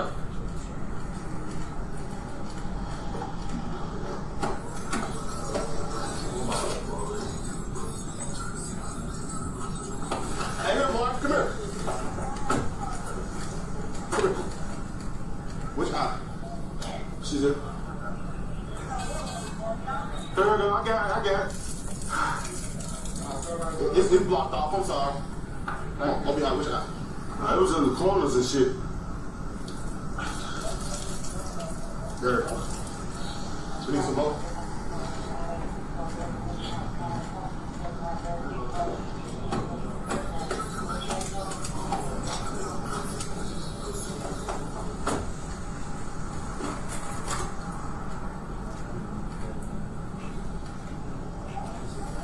Y'all go that way, can't go this way.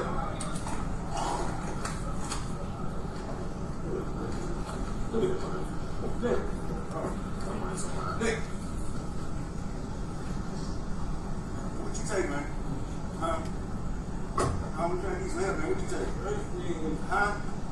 You taking something, man. What you take, man? We're trying to help you. Huh? Huh? He on something. He on something. Huh? He on something. Hey. You take no drugs? Huh? You took something, man. Yeah.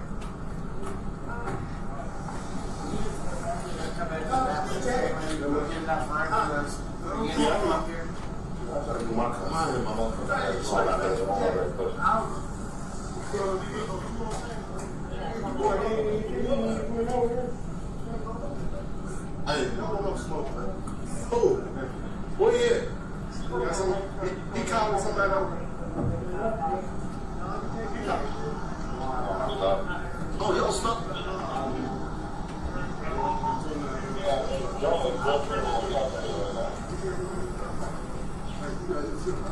Hey, man, appreciate y'all, man. Appreciate y'all. We said a doctor. We got there. We'll let him get it.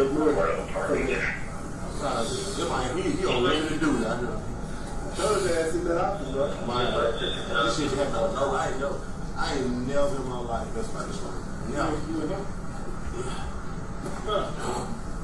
Oh, hey, you should have been there. Listen, Tyre's giving my pieces and his ass still. Oh, we gave him some over there. We gave him a couple streets. Over on the scene, they like took the palms out of his leg and took off running out. You can't run out work. Spray him, hang back.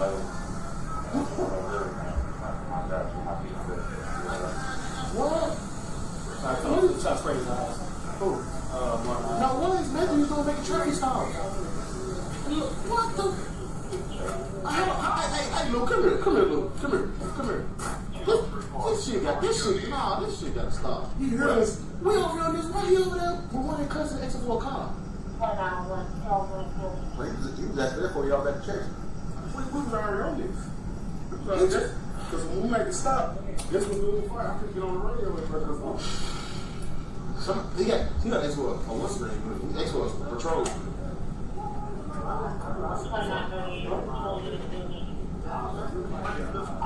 2935, that's the negative. Thank you, Kilo. We got him in custody.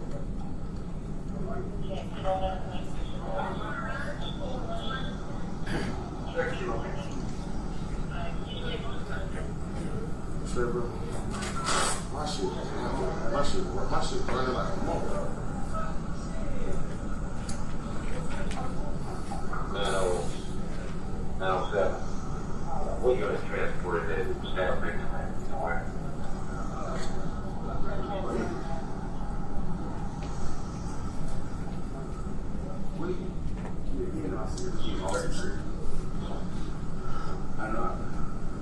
Put it.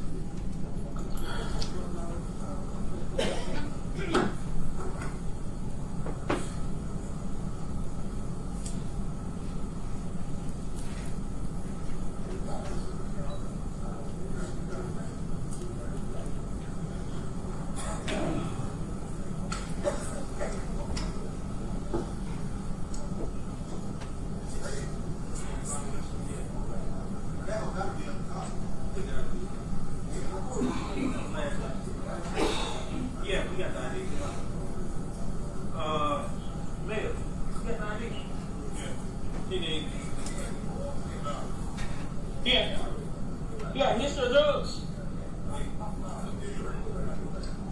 Hey,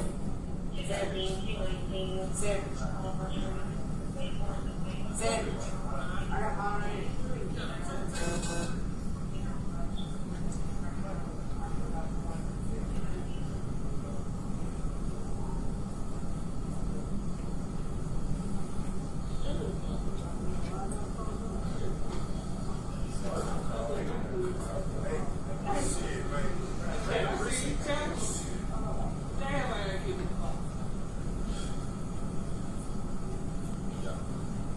Well, I feel like I was in the academy again. Hey, when that shit hit me,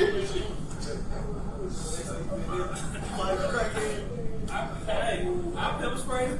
I sprayed. Hell yeah! I pepper sprayed. No. When I say look. After you guys say I sprayed myself with something, I said, fuck, I got sprayed. I thought you were successful because they had doing that. Bro.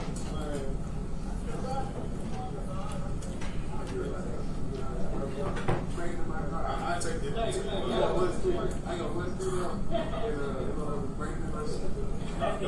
I appreciate pulling over, bro. It was just shit. Everything traffic.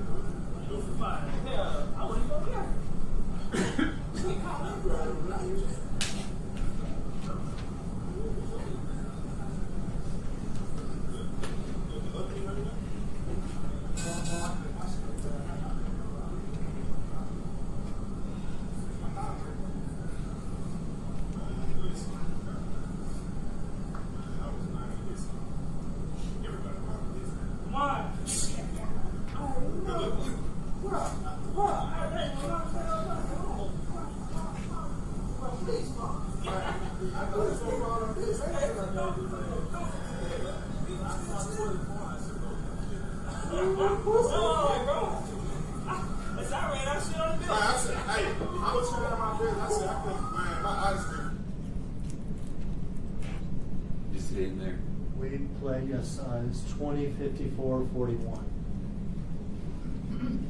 All my question is it in there or is it? Right, there it is. Eight.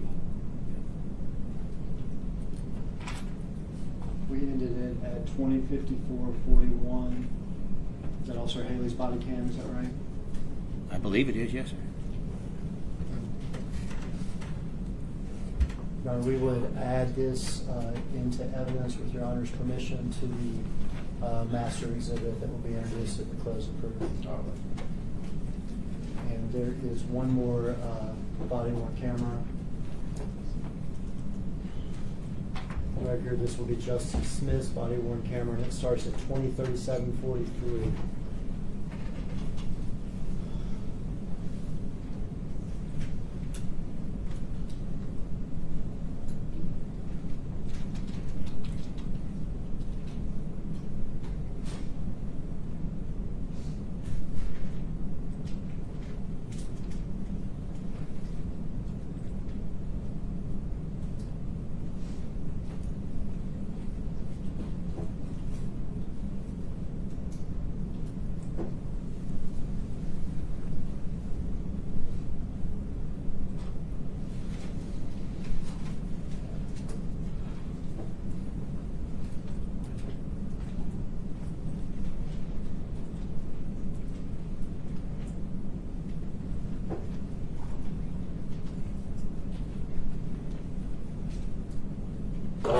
Are you bringing him back down here? Bring him down here, Hill. Bring him down here.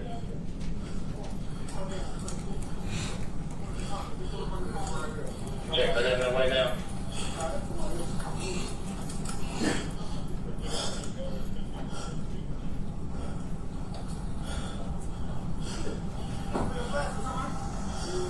Good?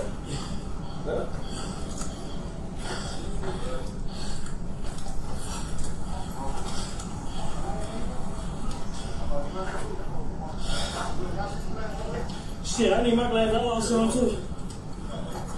Fuck. That's mine. Turn that shit. He high. He gotta be high.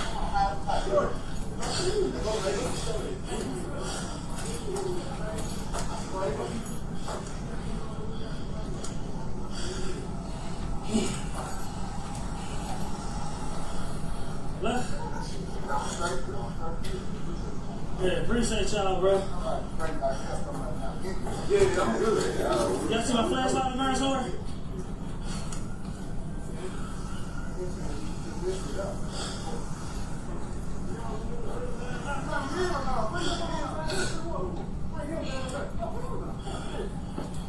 Fuck.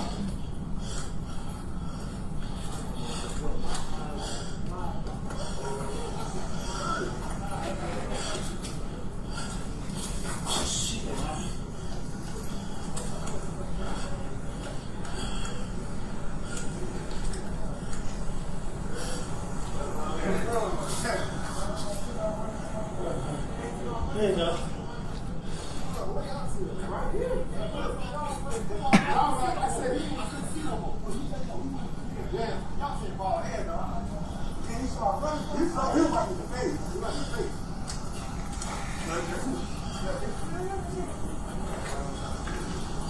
I know. I see y'all. I see his ass run. Fuck. So I like, fuck my leg, bro. I know I'm finna feel this shit. Hey. Bro. I just don't know. That motherfucker had. Get him up. Shit.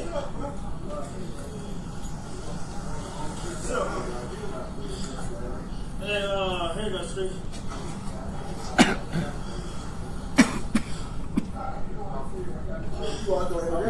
Shit, you know, tell him work for this shit. Huh? Hell no. Motherfucker. Shit, I heard they going out, shit. I was like, fuck. And so I seen Bean chasing right here. I ain't even know nothing like that. I lost that motherfucker again.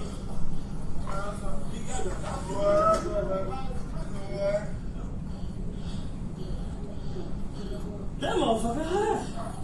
Bro, I hit that motherfucker so many pieces and he couldn't. I was like, bro, God damn.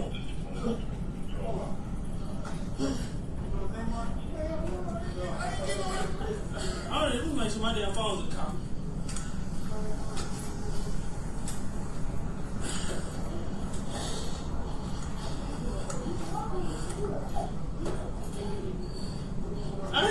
Hey, Bean was rocking, then I jumped in and started rocking. Motherfucker, what the fuck? Man, I'm like, bro, what the fuck? Hey, you got that face thing you can do?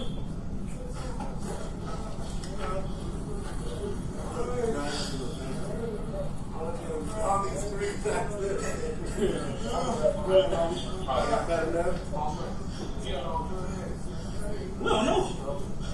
You from a traffic stop. Robinson,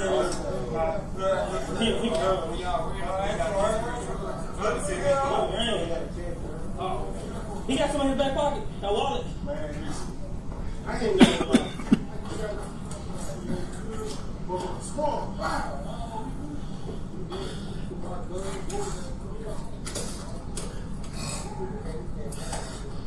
Shit. Fuck me, man.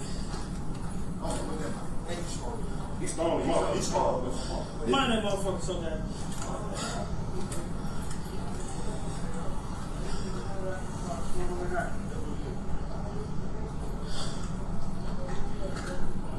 Hold on. You trying to stand up over there?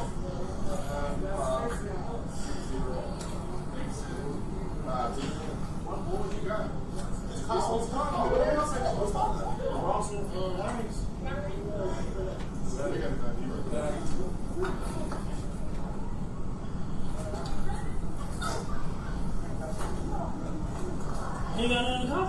Unless he threw it while on his way running. He ran so goddamn far.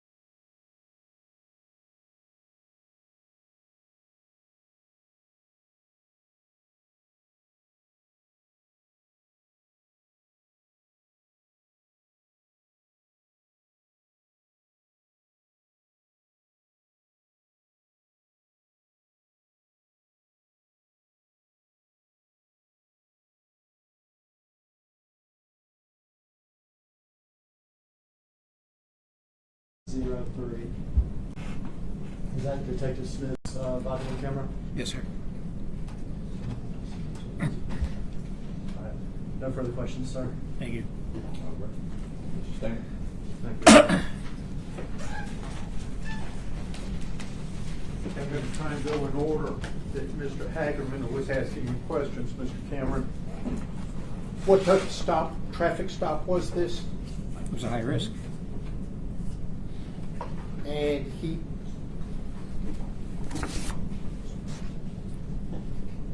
asked you some questions about statements regarding the gun. Yes, sir. Traffic stop. What's the significance of that? The statement about the gun Yes. puts it, like I say, into a whole different perspective. So the suspect that is try to take an officer's gun. For the people on the scene at that time, does it matter whether the gun was touched or not? No, it doesn't. Why not? Because they were told it was touched or grabbed. And again, you don't question an officer and say, well, did it really happen? Are you sure that he was grabbing your gun? Maybe he was not. Maybe his hand just moved there. You don't ask those questions. What happens if you hesitate in a situation like that? If he gets the officer's gun, somebody gets injured or killed. You talked about when Haley's kicked at Fair Creek and Castlegate. You talked about the hesitation. Yes. What's the significance of that hesitation? Well, he didn't just randomly run in and kick him. And he picked a spot on the upper muscle area of the arm and the tricep area, and he knew from his training that that would loosen the arm up and hopefully allow the other officers to handcuff him. And did that in fact happen? Yes, it did. Remind this jury of the purpose of verbal judo. Verbal judo is used to persuade an individual to get into custody using the least amount of force possible.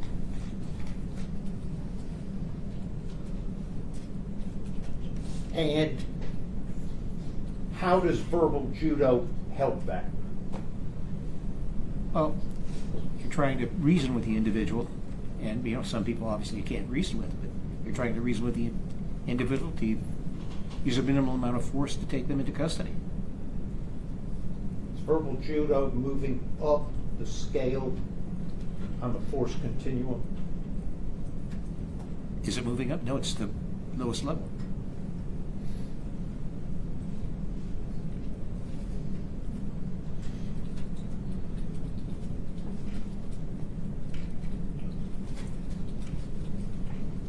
Mr. Hagerman had you watch the Sky Cop video from the beginning, Yes, sir. and you saw Officer Martin kick twice. We all saw Officer Martin kick twice. Yes, sir. Where? Appeared to be the upper body, perhaps the head. And we saw Mills strike 3 times with the aspeton, correct? Yes. And we saw Martin punch 5 times in the head, correct? Yes, sir, we did. Where was Haley at the time of all of those contacts? I believe it was in his vehicle responding to the call.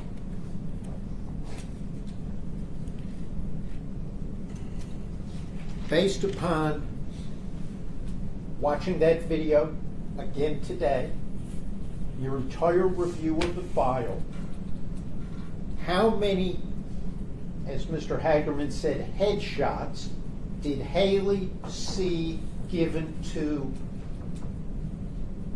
Mr. Nichols? None. Was Haley present when any of the, quote, headshots were given to Mr. Nichols? No, he wasn't.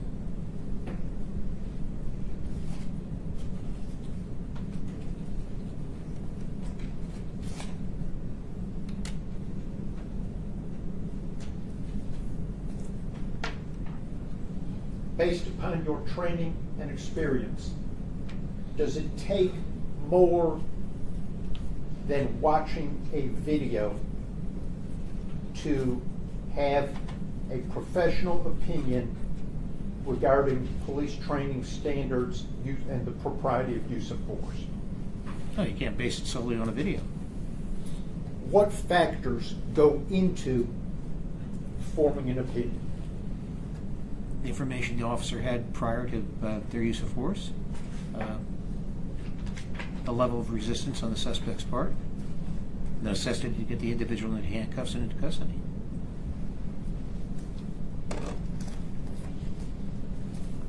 I might have a moment, Your Honor. Yes, sir.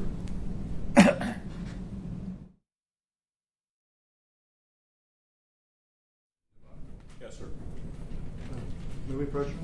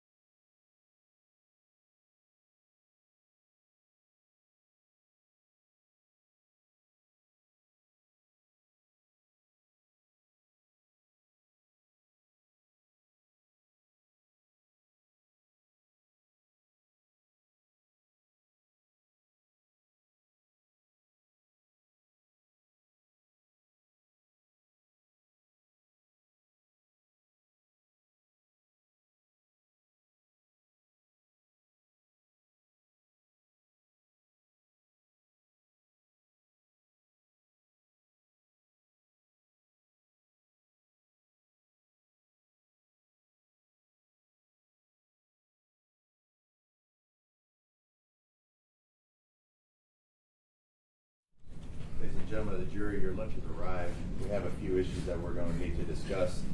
We will work on those while you all are eating. We're going to go ahead and excuse you at this time.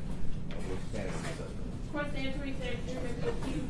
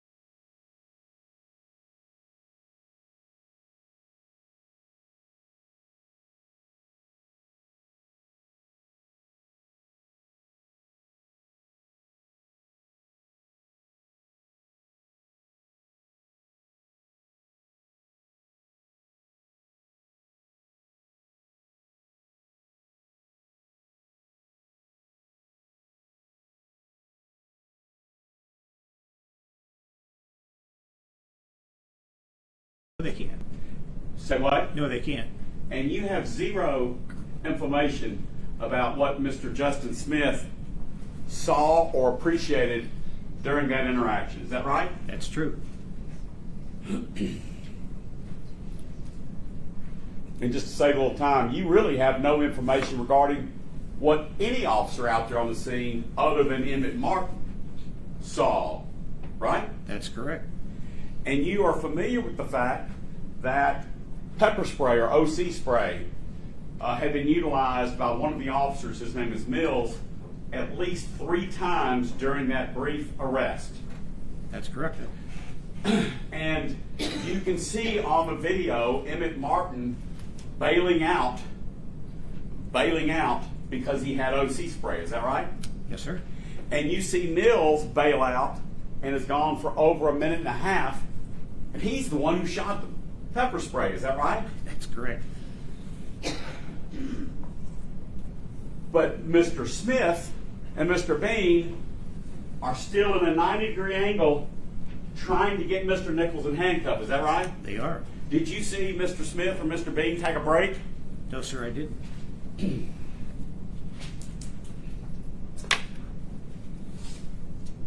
Since you've been in policing for so long, what does OC stand for? Ole and Capson. Say it again. Ole and Capson. Right. And they have different powers, don't they? Different percentages, don't they? Yes, they do. And they have one that's 1.5. Is it 1.5%? I believe so. And then one 5%. Is that right? Yes, sir. And the 1.5% is used by, Civilians. and the 5% is used by. Law enforcement officers. Okay. So I can't go out and get 5% OC, can I? Normally, no. I cannot. It's illegal for me to have it if I'm not a cop, right? Correct. And is that in reference to how powerful that OC spray is? Yes, sir. And that night, you looked at the use of force reports, you looked at the different things. Mr. Mills had 5% OC spray, is that right? Yes. And you're not supposed to shoot an OC shot to a suspect for longer than what? One burst? One burst, yes. Right. So one burst on a suspect incapacitates the normal suspect. Is that right? Normally it does.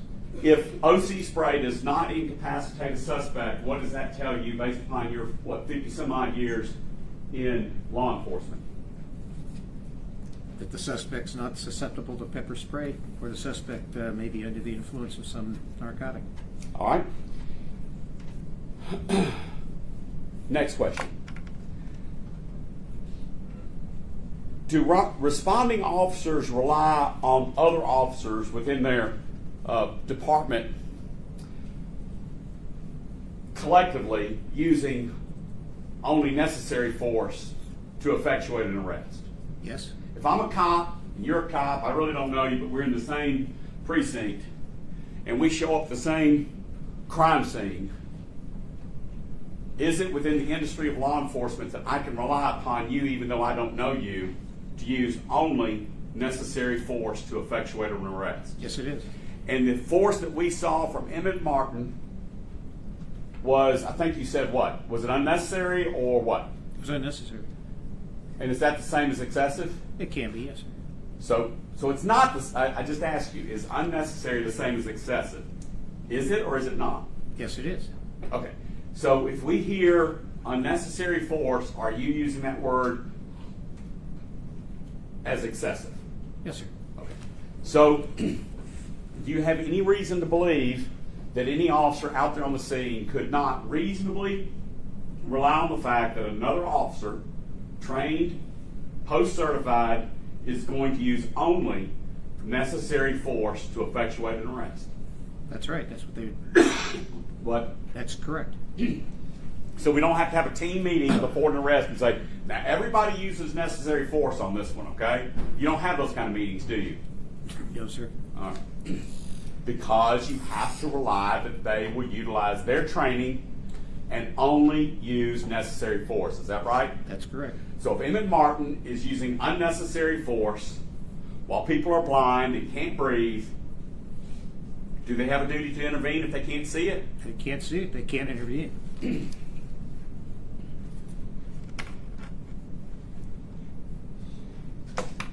We've been talking a lot about the cops and what the cops' duties are when Emmett Martin is doing what he's doing and Haley's doing what he's doing.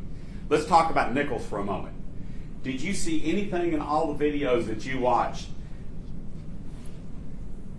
Let me rewind. Mr. Bean over there, he chased Mr. Nichols. Is that right? That's correct. You've seen that video of his body cam. Is that right? Yes, sir. Was there anything keeping Tyre Nichols when Bean had to tackle him? You agree with me, he had to tackle him, right? Yes, sir.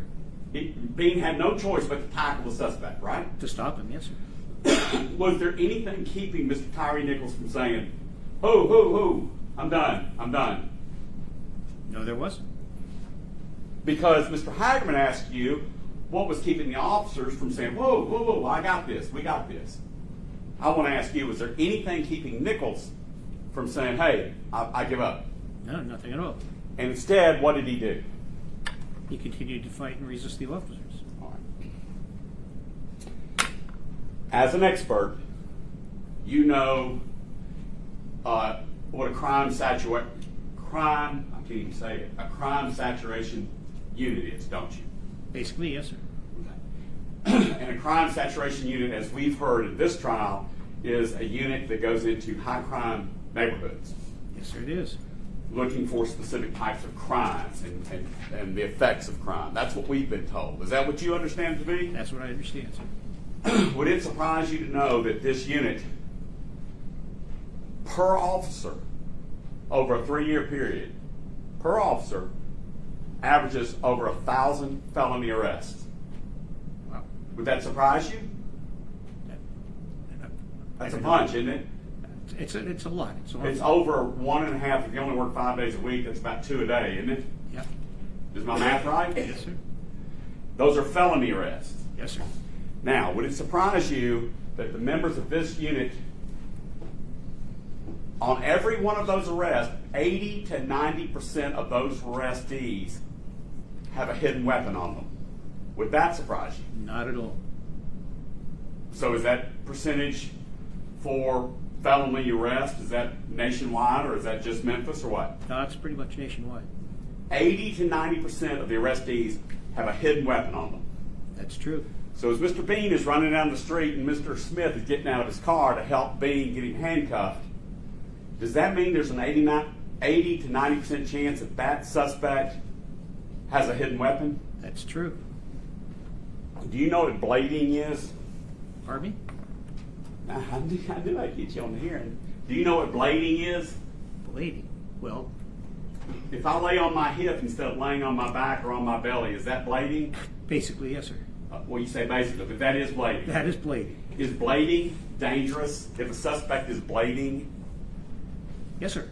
In fact, blading can occur when you're laying on the ground on your hip, and blading can occur as I confront you. Isn't that blading? That's blading also. All right. So if I'm on the ground and I'm blading with a free hand, does that allow the suspect to get out a weapon? It certainly does. And in all the videos you saw, did you ever see Nichols lay on his belly or on his back? He laid on his belly, didn't lay on his belly nor on his back. You say he did not? Did not. Right. He laid on his hip. He bladed the whole time, correct? Yes, sir. Are officers trained in your academies and other academies to watch out for blading? Certainly, that's why we put them on their stomach. Okay. Do officers who get a radio call, this is a national standard for lack of a better word, do officers who get a radio call requesting assistance with capturing an unsearched fleeing suspect who has been tased and sprayed, do they have the luxury of not responding to that? No, they better not. What happens if they do? They get disciplined. Okay. Do those officers hearing that call, do they have the luxury of taking their time to get there? No, they have to expedite. And expedite means what? Get there as quickly as they can. Blue lights and sirens? Yes, sir. Breaking the speed laws? Yes, sir. Safely going through traffic lights that are marked red? Yes, sir.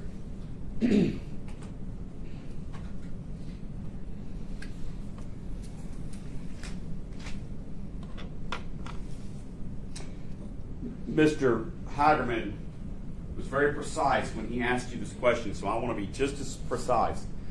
As he went through each act of Emmett Martin, the punches, remember he went through, that's punch 1, then he went to another one, punch 2, and I think he got 5 punches, is that right? I believe he did. He would ask, when they see something like that, do the officers have a duty to intervene? And you answered every time, you answered yes. Right. But isn't the key word there in that question Mr. Hagman asked, when they see something like that? Right. If they see it, they have to intervene. If they don't see it, they can't intervene. Now, what is tunnel vision? Tunnel vision is where you focus in on one thing. I may focus in on your waistband. I may focus in on your hands. In a critical incident, scientists have established what degree of tunnel vision does someone have? I don't know the exact statistic, but Does 2 degrees sound right? about right, yes. Okay. So, in a critical incident, an officer, not knowing what his safety is or risk is at that time, just treating it as a high-risk arrest, and he has tunnel vision, is this about 2 degrees? About. Okay. Now, if someone wears glasses, like I wear glasses, and you take the glasses off, now what's my vision? Is it less or more? I think it's a lot less. If I get shot in the eyes with OC spray, how much do I have? Almost none. How dangerous is one handcuff to a wrist? Very dangerous.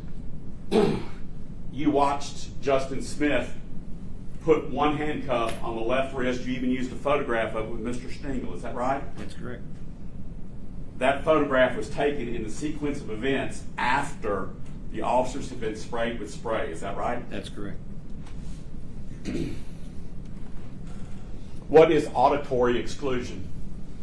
Auditory exclusion is you cut down the sound outside because you're focusing on one thing. It's like tunnel vision for your ears, isn't it? Exactly. Scientists have shown that people have gone into shootouts and everything else and not remember any of the shooting or any of the words said during the shooting. Is that right? Right. Don't even hear the shots. Right. Until later, until they watch it on video and say, oh yeah, that looks like somebody did say that. That's not unusual, is it? No, not at all.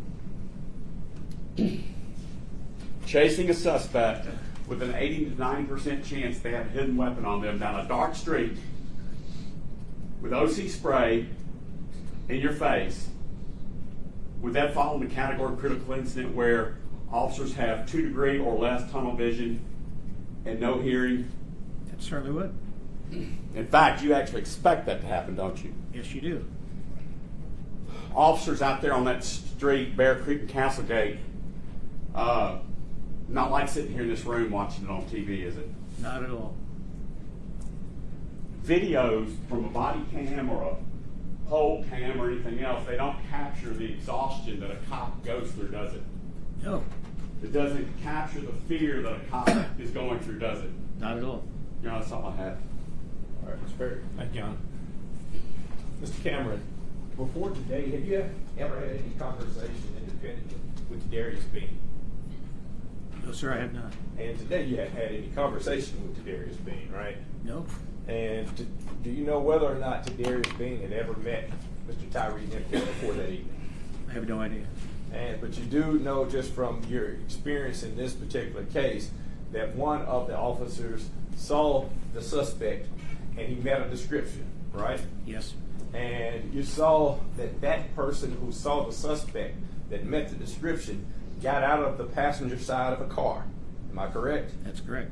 And when he got out the passenger side of the car, based off of your reading of the information that was provided in this case, he didn't have any idea of whether or not that suspect had a gun, knife, baton, anything on this person, correct? No, he did not.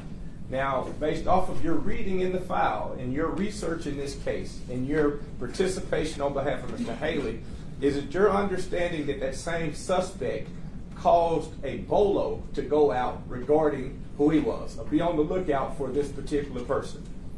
Correct. Based off of your research, is it true that that suspect supposedly had overcome 3 men weighing in excess of 250 pounds based on the BOLO. Yes, sir.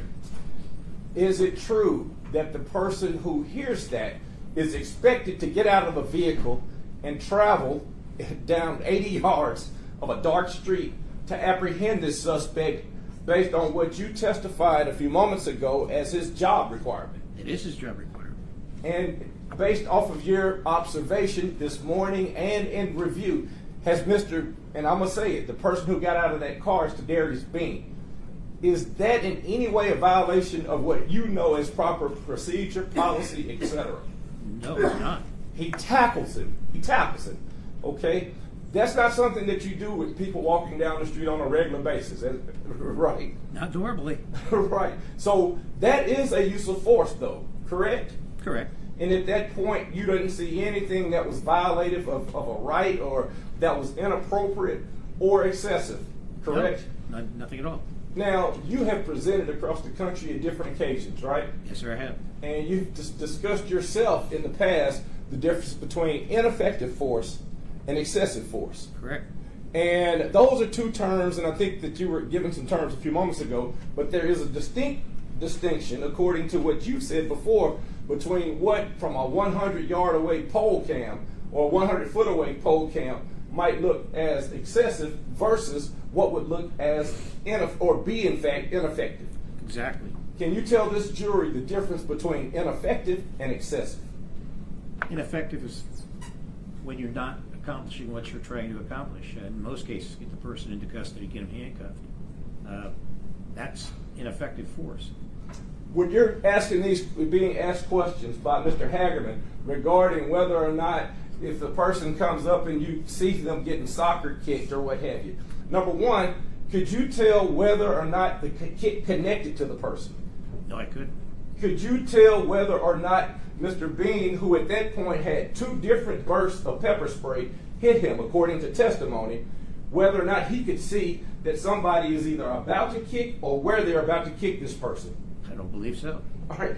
Now, you also said that based on what you were looking at, that the person who we know as Mr. Tyre Nichols was not coming into compliance, was he? No, he wasn't. Did it appear that his arms are moving, even from this 100-foot away pole cam?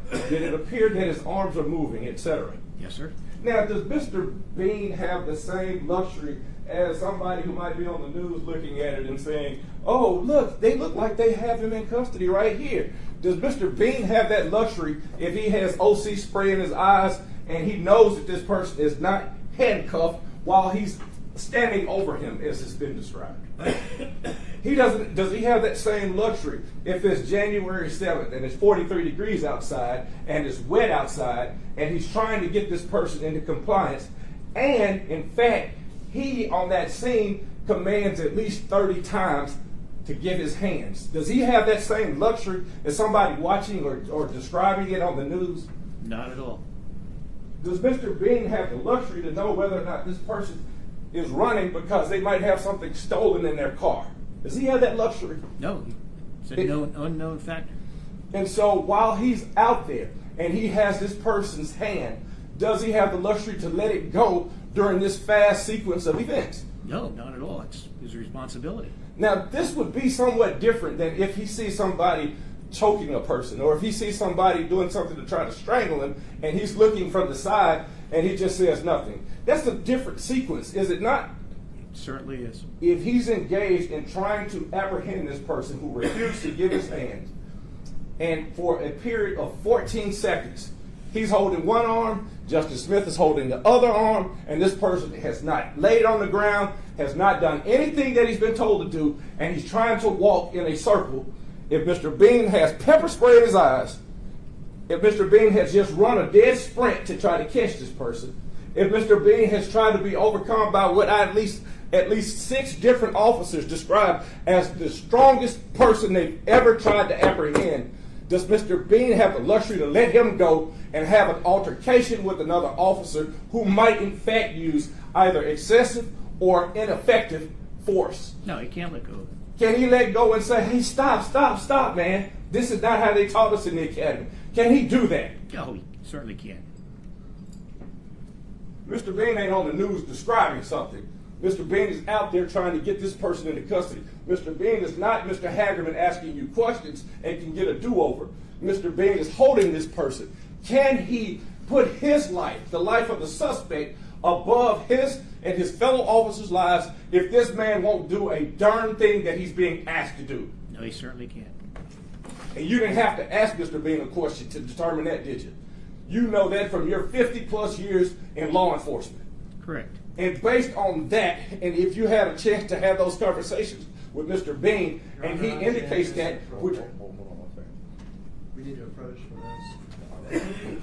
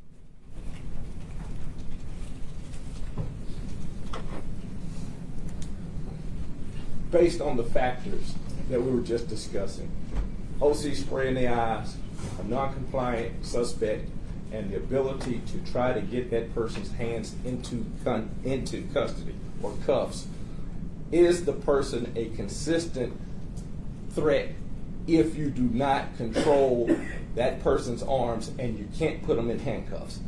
Yes, sir, he is. And based off of the narrow scope in time and the movements of the suspect and what you have observed, and based on the conditions that we've talked about, those factors being in place, are Mr. Bean, who there's been no testimony that he struck this person in the head, that he kicked this person, or any of those things, would you then, based on those premises, have any sort of issues with Mr. Bean's conduct on that particular scene? No, he was doing what he was trained to do, get the person into handcuffs. I'll pass the witness. Now, Think goes it's to me, the maybe? state. Not gonna hit you with the barrage. You don't have problems with Mr. Bean if he didn't see it, right? Right, if he didn't see it, he can't take any action. Exactly. That's really the issue here. I mean, simply put, if Mr. Smith and Mr. Bean saw that first soccer kick to the head, and they had a duty to intervene, correct? Correct? And if they didn't, that's part of the excessive force, correct? Correct. It's not excessive force, because they didn't see it. Judge, If they did see it. I'm going to object. This is outside the scope of redirect. There are a whole bunch of questions about the actions that took place that evening. I think as far as the questions they encompass the questions that Mr. Hagerman is asking. So I'll allow those questions. If Mr. Bean saw it, he has a duty to intervene, correct? That's correct. Because that Martin's first kick, soccer kick, was excessive, correct? Correct. If Mr. Bean saw that second kick to the head, which again was excessive, then he has a duty to intervene, correct? Yes, he did. If he saw those haymakers, 1, 2, 3, 4, 5, each one in between, if he saw those, he has a duty to intervene, correct? That's correct. And the same with Mr. Smith. Correct. So it's really a question of if they saw it or not, right?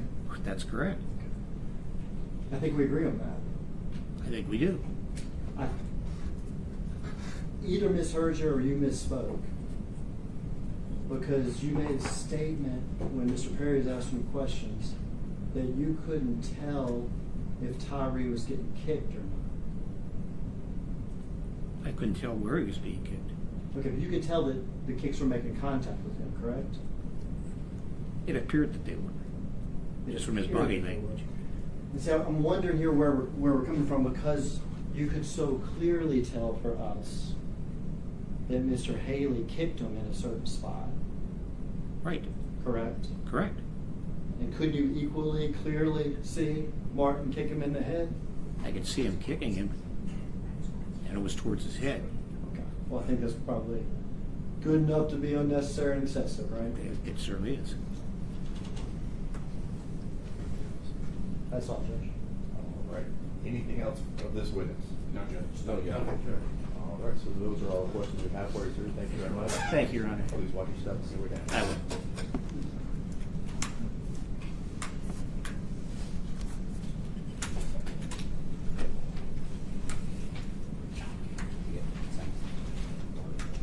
Is the defense ready with their next witness? Yes, Your Honor. Garrett O'Brien.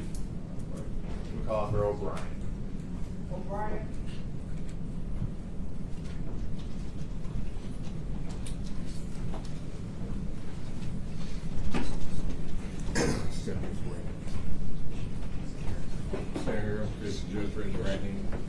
Sir, do you solemnly swear or affirm that the testimony you give today will be the truth and nothing but the truth to help you God? Yes, sir. All right, please have a seat, sir. With Your Honor's permission, Yes, sir. could you please state your full name first and last and spell it for the court reporter, please? Garrett O'Brien, Garrett O'Brien.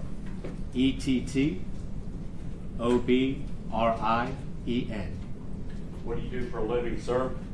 I'm a police officer. Have you been a Memphis, at one point, were you a Memphis police officer? I was. You are currently a police officer in one of the suburban towns here in Shelby County, is that right? Yes. How long were you a Memphis police officer? For just over 10 years. And when did you first become a Memphis police officer? I graduated from Police Academy in November of 2012. And so that, I'm doing the math, that puts you up to about 2022, Yes, sir. and then you transferred to another department. Now, during that period of time from 2012 to 2022, did you have occasion to know Mr. Justin Smith? I did. And you see Justin Smith here in the courtroom, is that right? I do. And in what capacity did you know Justin Smith? I had executed a search warrant on a property. Well, we have to bring the jury. Did you work with him at the Memphis Police Department? Yes. So Justin Smith worked for what division of the Memphis Police Department? The Scorpion team, Which is part of? the organized crime unit. That's right. And were you also a member of the OCU? I was. Okay. So as part of your role at the OCU, go ahead, you were executing a search warrant. Is that the first time you had met Justin Smith? Yes. Okay. And since that time, and we may get into that, okay, but since that time, did you make yourself familiar with Justin, become friends with Justin? Since that time, we had worked. Since that event?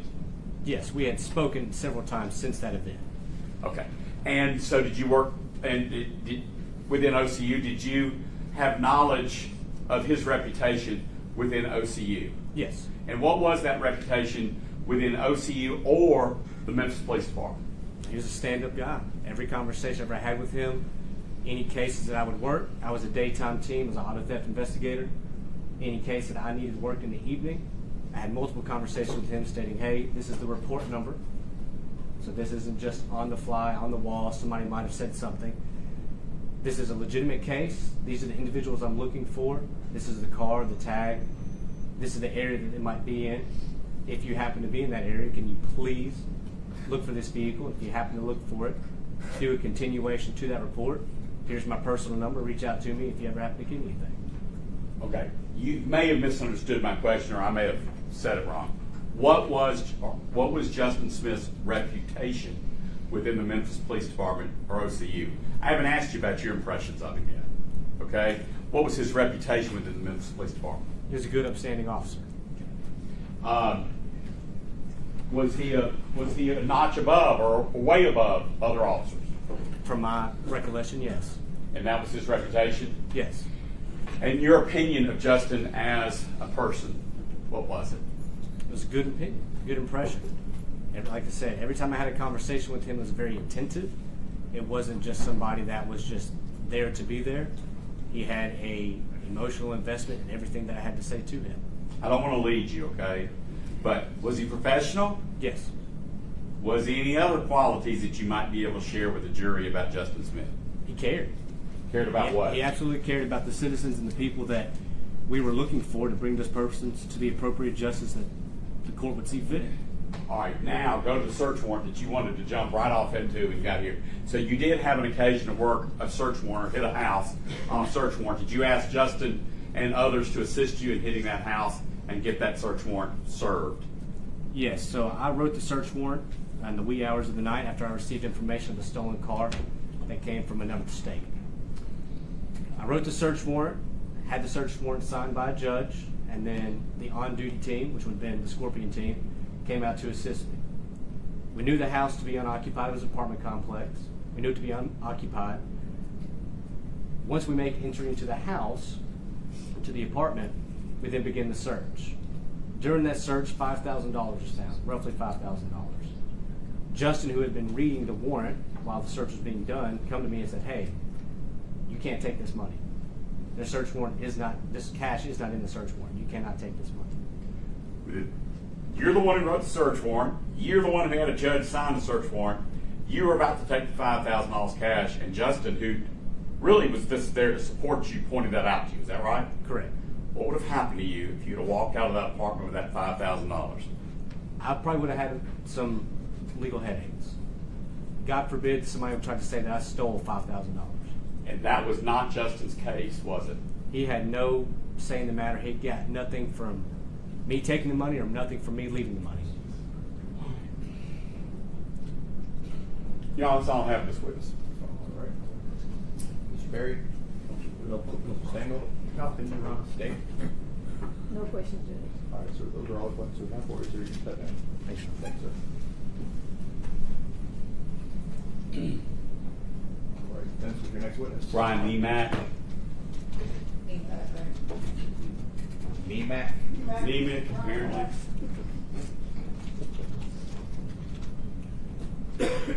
Maybe over room 503 with you. We've been waiting all day, so maybe over 503.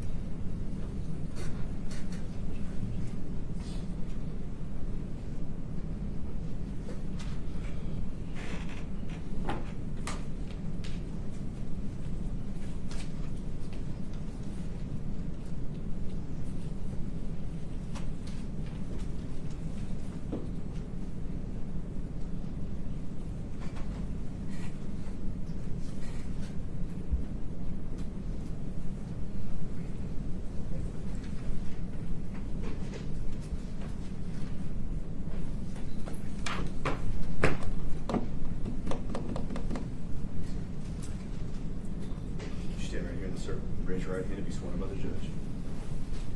Sir, do you solemnly swear or affirm that the testimony you give today will be the truth and nothing but the truth so help you God? I do. All right, please have a seat.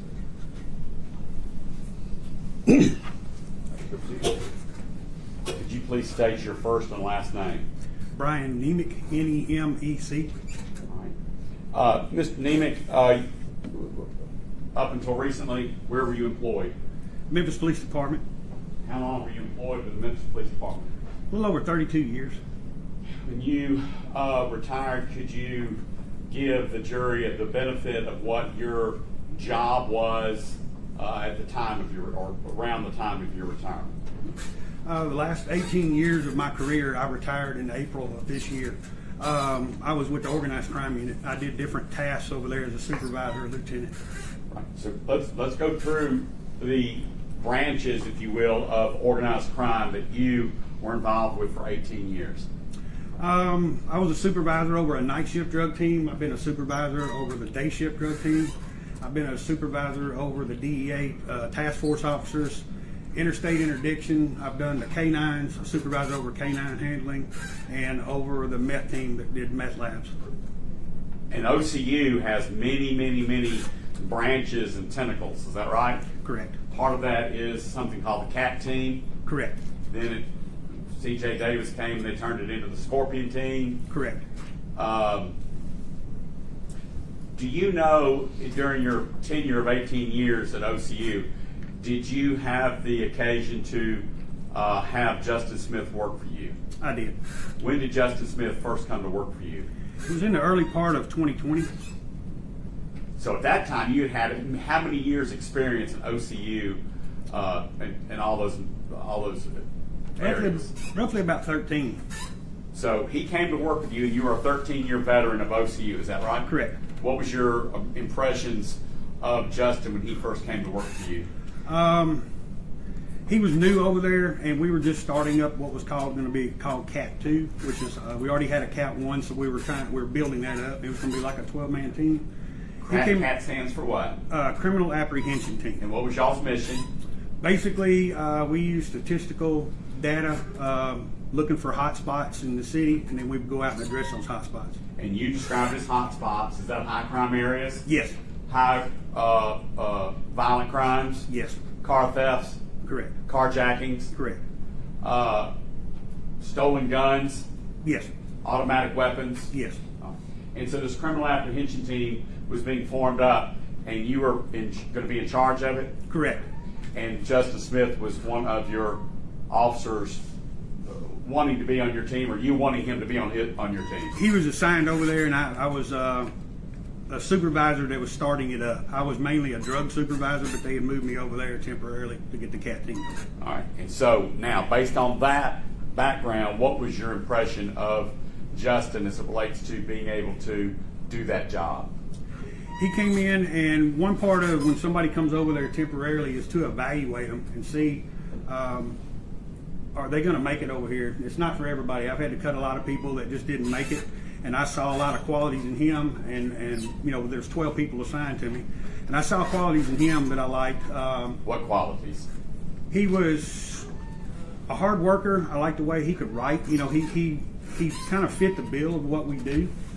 He could go in and do the job. He was I call him a motivator. He motivated other officers, and that's an important thing for us to keep these guys motivated. He was courteous, and he was very respectful to everybody and to his coworkers. Okay, and that's what I was going to ask you. He was courteous and respectful to his coworkers. What about to members of the public? Yes. Did you personally observe that? Yes. Was that part of your evaluation to determine if he's going to fit in within the criminal apprehension team and work for you? Yes. And have you ever known him to be discourteous or anything negative when it comes to interacting with the public? No. And by interacting with the public, I'm talking about people that are armed felons. Have you ever seen him treat armed felons with any lack of respect? No. Would you describe him as compassionate? Yes.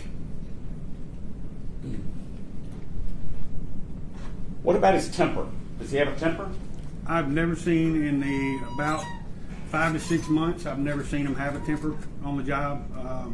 We did a lot of, afterwards, when something big event happens, we may talk about it the next day. We call it debriefing. We may debrief that night or the next day, and it's kind of talk about a bad situation is kind of a way that we can discuss what's the goods and the bads. And a lot of, there may be two officers that didn't like the way something happened, and they would, sometimes people get in arguments about it, and we should have done this, we should have done that, and I've never saw that come out of Justin getting angry like that. See, you being a police officer dealing with these type of interactions with people that I don't see, okay? You deal with members of the public that Martin Zumach's never going to meet. Yes. Okay, so when you described it as a big event, we don't know what a big event is. We think the circus is a big event. So what's a big event in the criminal apprehension team world? It might be where you have a suspect bail out of a car, you have a lengthy foot chase, and there may be a lot of moving parts. There may be an officer getting injured, and there may be, or you may be hitting a search warrant or something, and some kind of something happened inside the house that a particular team member saw it, and it should have been handled differently. Safety-wise, there's a lot of safety. We talk a lot about safety in our job and everything. So we call those kind of big events when something out of the norm happens. We call that a big event. Was Acosta a big event? Acosta? Yeah. Yes. Briefly, what was Acosta? Was he an undercover? He was. On this team? Or on this part of OCU? He was on the drug team, yes, sir. And was he, what? Just driving down the street and got shot. Purposefully or accidentally? Purposely. And OCU folks from all across the city came because they could hear him on the radio, couldn't they? Yes. Is that a big event? Yes. You undersell it. What is a bad situation, or does that fall in the bad situation category? That's a bad situation. Okay. In fact, a couple of OCU folks totaled out cars trying to get there. Is that right? They did. A couple of them got disciplined. All right. Is Justin going to lose his cool in bad situations or big events? No, I've not seen that.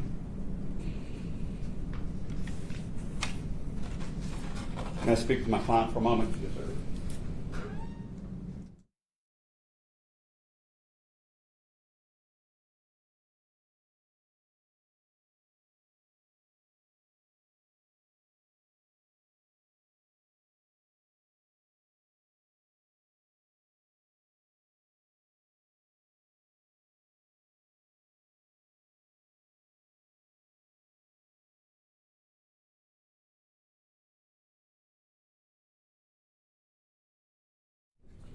No questions. No questions. Dick?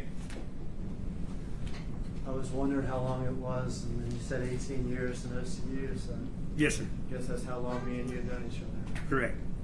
And we've worked a lot together. Correct. First, just a random question, and then I just have a few questions. What percentage of the people that you interact with, citizen-wise, civilians, or have armed secret weapons on them? What I was is mainly plainclothes, and I wasn't in a marked unit.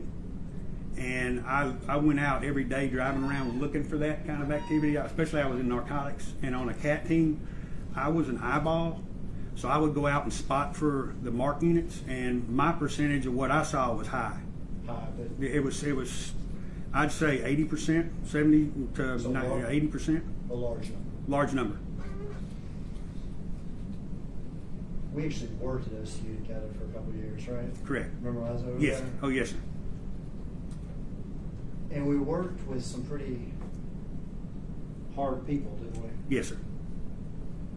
Some sort of old school people. Very old. So, so with harsh language, Yes. wasn't always polite. Nope.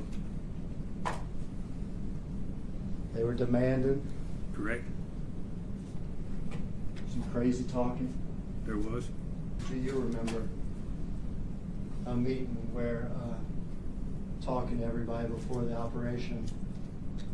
I'm not saying go lay your hands on an MFer, but if you lay your hands on an MFer, lay your hands on an MFer. Sound like something maybe you heard before?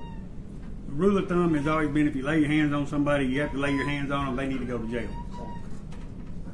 But I don't remember any sort of meeting in which it was said you have somebody on the ground, soccer kick him in the head. No. No. That's beyond hard. Yes. That'd be wrong. Correct. Even for those guys, those hard guys. Yes. I don't remember a meeting in which they said if you see excessive force, ignore it. No, you do not ignore. That would never be said. No.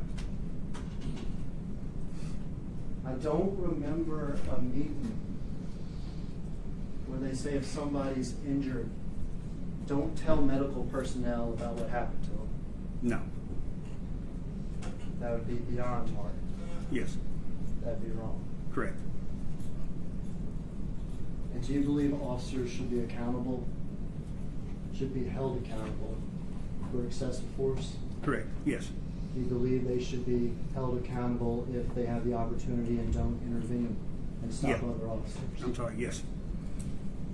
And you've lived by that now for, you said 32 years? Yes, sir. Congratulations on your retirement. Thank you. Okay?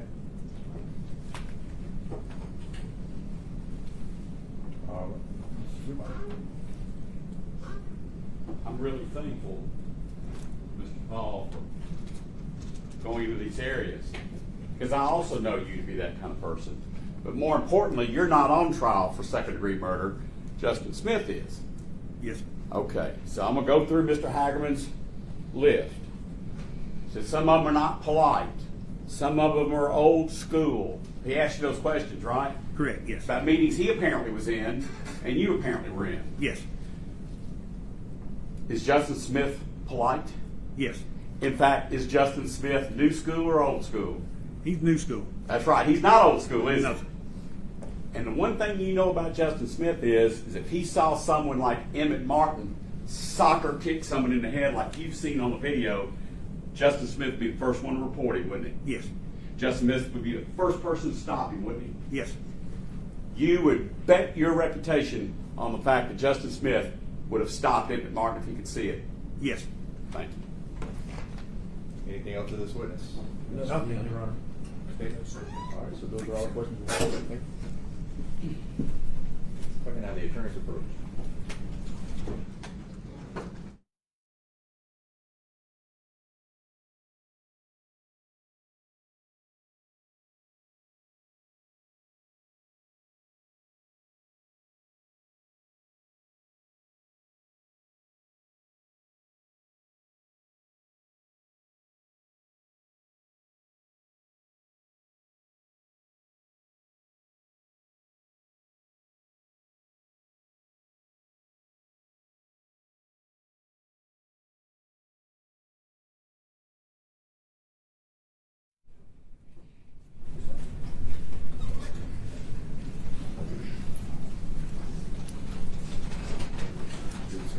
Stand in the circle, raise your right hand, sworn by the judge. Please solemnly swear affirm the testimony you give today will be the truth and nothing but the truth, so help you God. I do. All right, please have a seat.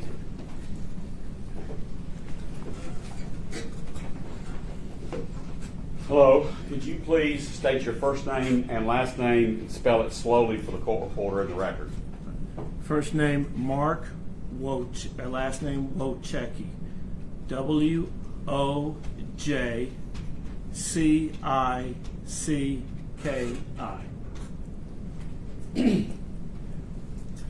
What do you do for a living? I am the missions pastor and church administrator at my church, Bartlett Hills Baptist Church. And how long have you been doing that? Over 2.5 years. Before that job, what did you do for a living? For over 25 years, I was a law enforcement officer with the City of Memphis Police Department. I retired as a lieutenant in charge of basic training at the Memphis Police Academy. Okay, I was going to ask you what your different assignments were at the Memphis Police Department. So let's start with the training academy. Was that your last assignment before retirement? Yes, sir. I worked for about 2 years there. And what did you train there? I trained basic training, all of the basic police uniform patrol training for all the new recruits, in addition to defensive tactics, taking people into custody. I supervised every recruit. Okay.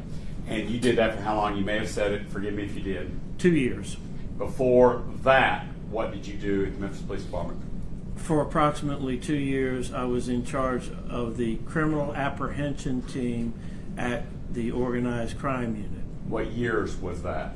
That was 2019 through January 21. Okay. And before that, what did you do? I was a supervisor in uniform patrol at Old Allen Alpha shift, midnight shift, for 1 year. When did you first, do you know Justin Smith? Justin Smith was... Is that a yes? Yes, sir. I'm sorry. How many times you testified in court? About 1,000? It's been a while. I've kind of forgotten a few things. You're back yes, in sir. the preaching business now. That's right. Yes, sir. All right. When did you first meet Justin Smith? Justin Smith was assigned to my unit in, I believe, August of 2020. And then we are here, of course, about an arrest that occurred in January 7th of 2023. So when he came to your unit, was that Cat Team 1, Cat Team 2? What was it? That was Cat Team 1. And did it get its name changed at some point? After I left, about a year or so after I left, it evolved into, or changed into, what they call the Scorpion unit now. Will it be safe to say that if we refer to the Cat Team 1 or Scorpion Team 1, it is in effect much the same thing? Very similar. Okay. And when you were in charge of Cat Team 1, was Justin Smith one of your officers? Yes, sir. Describe what Justin Smith's reputation was within organized crime when you were there. Justin Smith was a highly professional, proficient, dedicated officer. He was the kind of officer you'd want living right next door to you.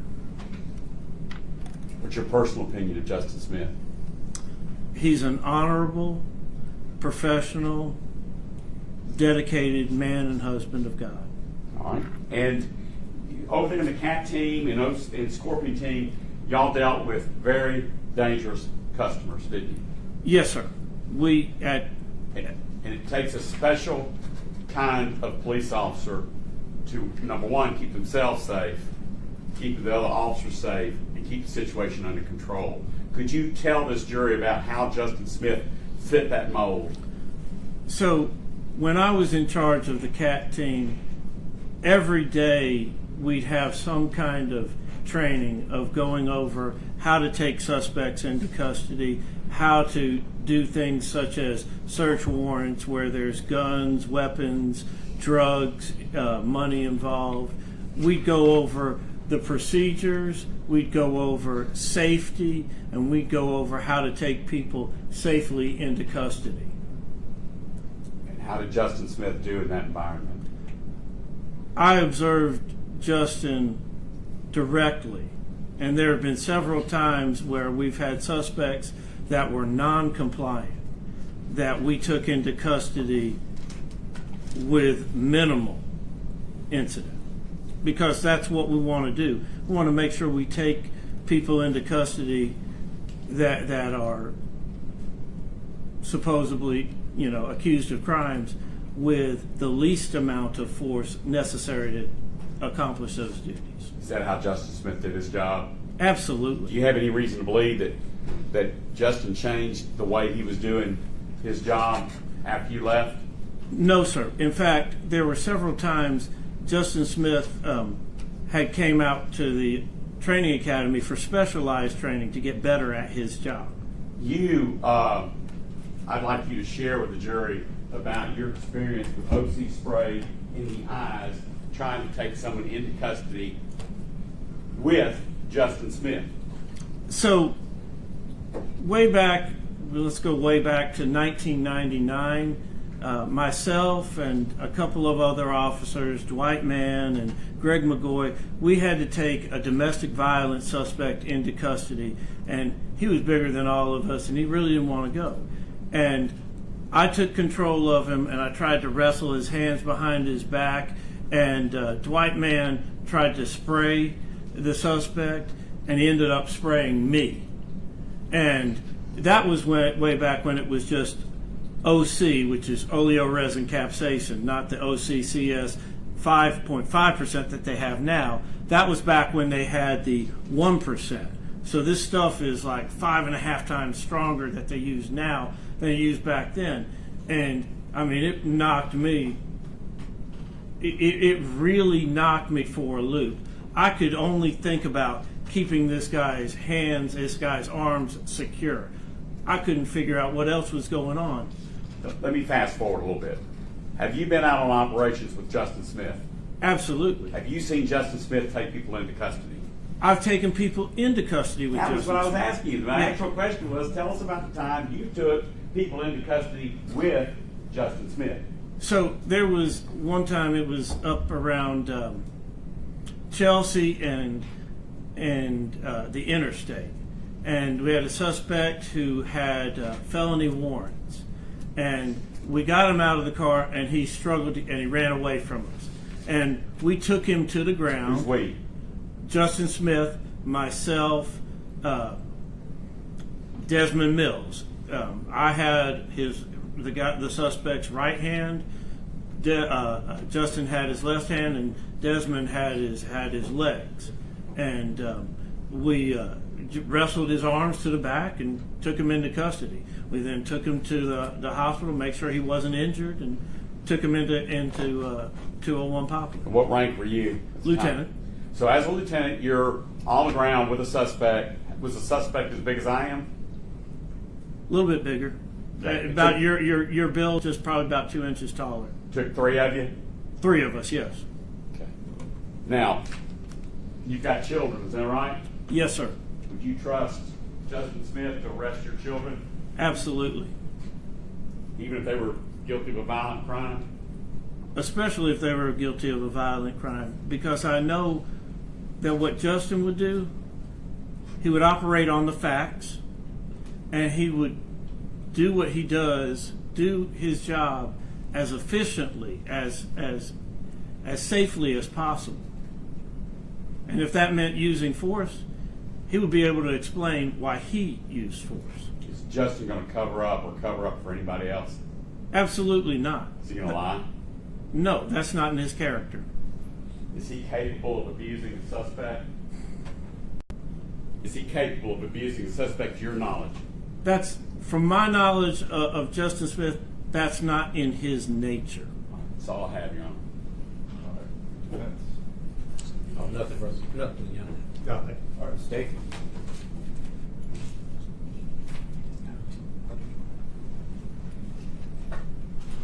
We had another witness come in here and talk about what somebody's capable of or not, but you would agree with me that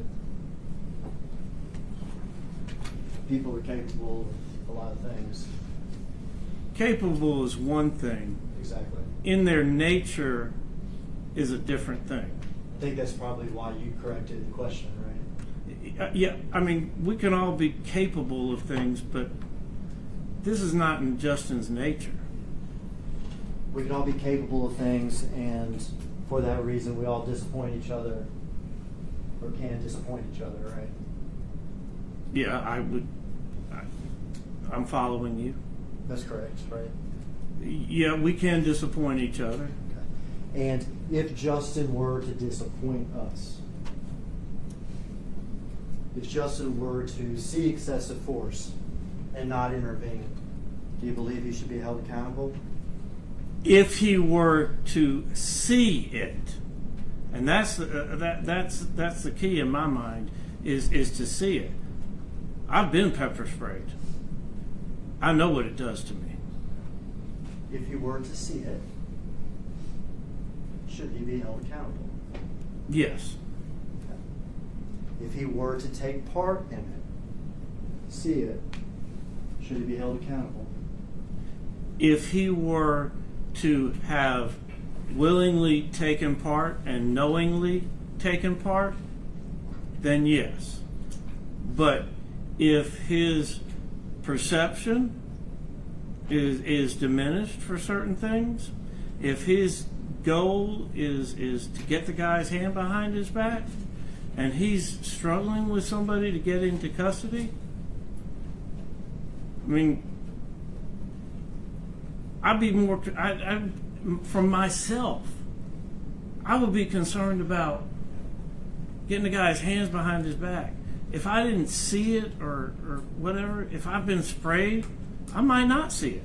That's more than likely I wouldn't see it. And again, and I've asked you 3 times now, and I've said each time, if he saw it, or if you want to put yourself in there, if you saw it. If you saw another officer soccer kicking somebody in the head and you didn't intervene, do you believe that you should be held accountable? Absolutely. If you saw another officer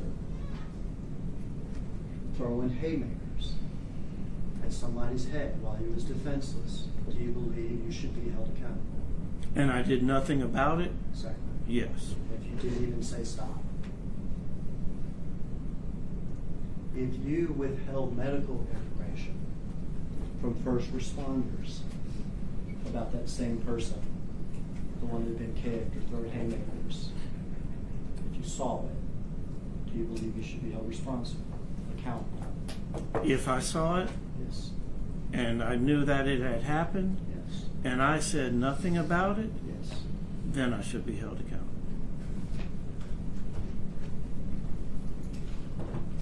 You finished? Yes.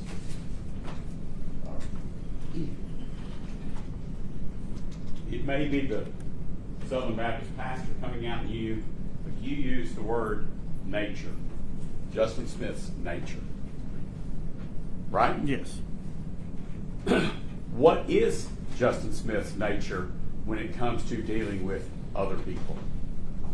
Justin Smith's nature, That's right. his character, his nature, his person, who he is,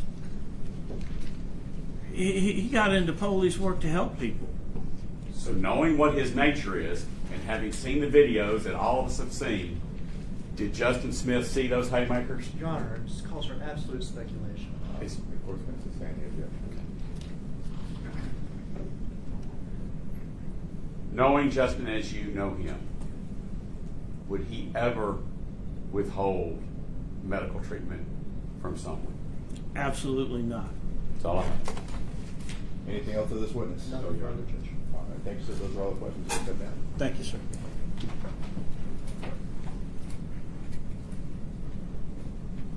Mr. Perry, does the defense wish to present any additional proof? No, Your Honor. Mr. Stengel, does the defense wish to present any additional proof? No, Your Honor. Mr. Zuma? No, Your All right, having that been said, ladies and gentlemen, the defense, the attorneys for each of the defendants has now rested their case. That's going to conclude the proof of the defense case in chief for each respective defendant. State, do you anticipate presenting any rebuttal proof? I do not, with what proviso we need to hold the proof open for introduction of the master videos and for whatever else with regard to jury view. All right.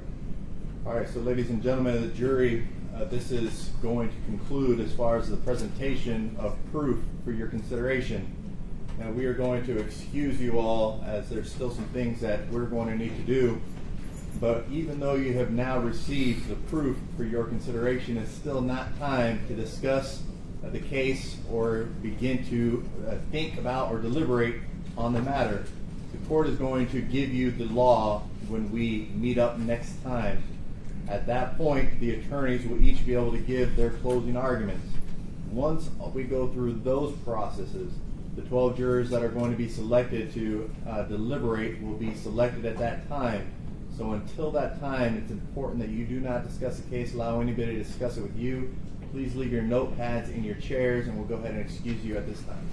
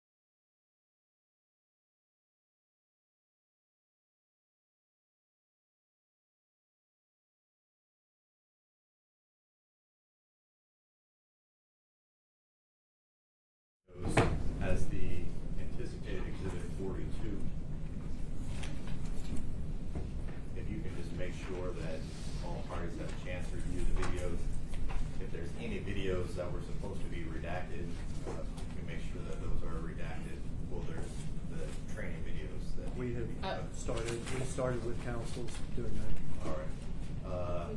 With regard to motions, Vince, do you want to proceed with your motions at this time? Do you want to proceed with motions when we return?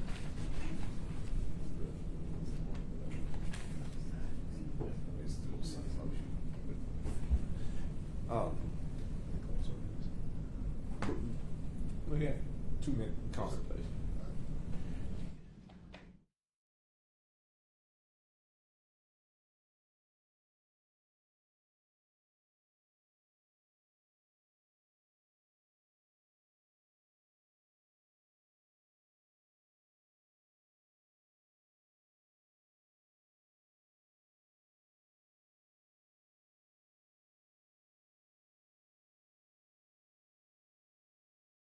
You know, on behalf of Tadarrius Bean, at this time I would renew my motion for direction verdict or motion for a verdict of acquittal based on what was stated previously. Judge, before we go forward, may we all approach? Yeah.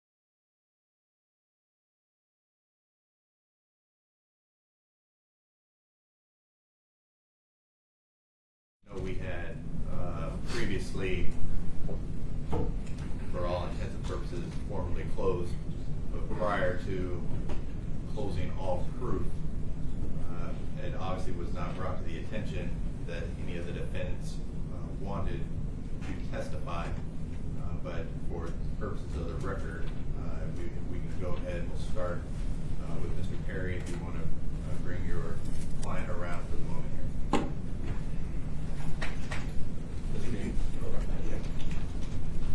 We have everybody.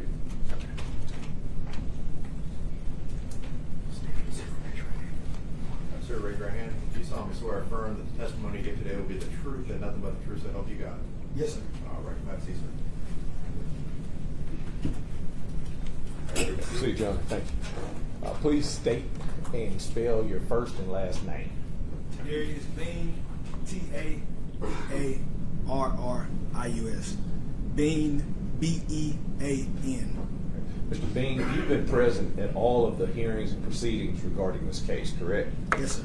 And in addition to those proceedings that have been inside the courtroom, you've been in my presence, in my office, hundreds of hours probably, correct? Yes, sir. You've asked a number of questions and have been actively involved in your case, right? Yes, sir. And through that time, you found that we've discussed and we've received information. We've gone through those documents together, videos, etc., right? Yes, sir. And at this time, previously, I have advised you of your constitutional rights regarding the ability to testify and your desires in that regard, correct? Yes, sir. And in this case, at this time, Can you articulate to the court your desire in that regard? Do you want to testify on your own behalf? Or are you satisfied with the trial going forward, or the hearings going forward to the jury at this point without you having testified? I am satisfied with going forward without me testifying. And you realize that you have an absolute constitutional right to sit there and answer questions and be cross-examined by the state as well, if you so desire, correct? Yes, sir. And it is your educated and well-expressed right at this time to go forward with this case without having taken a stand in front of the jury of your own. Is that correct? Yes, sir. And do you have any reservations regarding that right? In other words, am I pressuring you, or is this on your own accord? No, sir, this is my own accord. And you understand those rights fully? Yes, sir. Do you have any sort of desire at this point for me to ask any questions to the judge to be explained to you regarding that right? No, sir. Sir, do you have any questions for the court about your right to testify or the right not to testify? No, sir. All right, sir. If that, as we go ahead and conclude proof, if that decision changes, sir, you need to make sure you let your attorney know before we close today. Yes, sir. I got you. All right, thanks, sir. All right, Mr. Stengel, you want to bring our I call Demetrius Haley. So do you solemnly swear or affirm that the testimony you give today will be the truth and nothing but the truth to help you God? Yes, sir. All right, have a seat, sir. All right, good seat. Thank you, Your Honor. Would you state and spell your first and last name for the record, please? Yes, sir. Demetrius Haley, Demetrius, last name Haley, Haley. And Mr. Haley,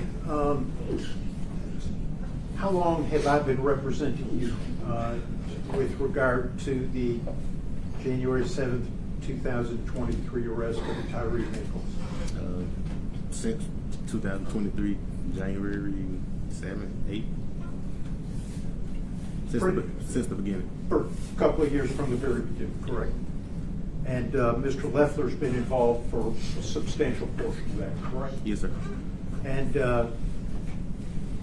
have you been present for the entire trial here in state court? Yes, sir. Past 10 days, Yes, sir. including the portion of it in East Tennessee, correct? Yes, sir. And you've met countless, dozens of times with me and Mr. Leffler over the past 2 years, correct? Yes, sir. And have we thoroughly discussed this prosecution of you during our meetings? Yes, sir. And have you had a chance to review the discovery? Yes, sir. Have you asked me and or Mr. Leffler all of the questions you have had regarding this case? Yes, sir. And have we discussed, amongst other things, that you have a constitutional right to testify in this case if you want to? Yes, sir. Have we also discussed the fact that you have a constitutional right not to testify? Yes, sir. And have we discussed the fact that there are pros and cons of both choices, correct? Correct. Potential pros and cons. Yes, sir. And have we discussed the fact that the decision is yours? Yes, sir.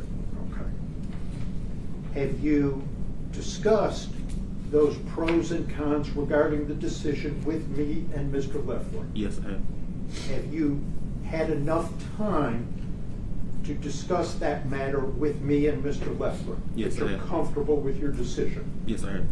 And what is your decision regarding testifying in this case? My decision is to not testify. Do you have any hesitation in that decision at all? No, sir. Your Honor, that's all I have. All right, sir, do you have any questions for the court or your attorney about your right to testify or your right not to testify? No, sir. All right, sir, you can step down.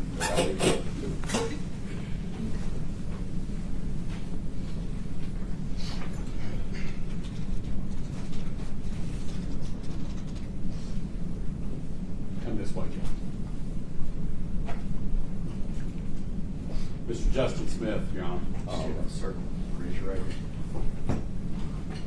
Sir, do you solemnly swear or affirm that the testimony you give today will be the truth and nothing but the truth, so help you God? Yes, sir. All right, have a seat, sir.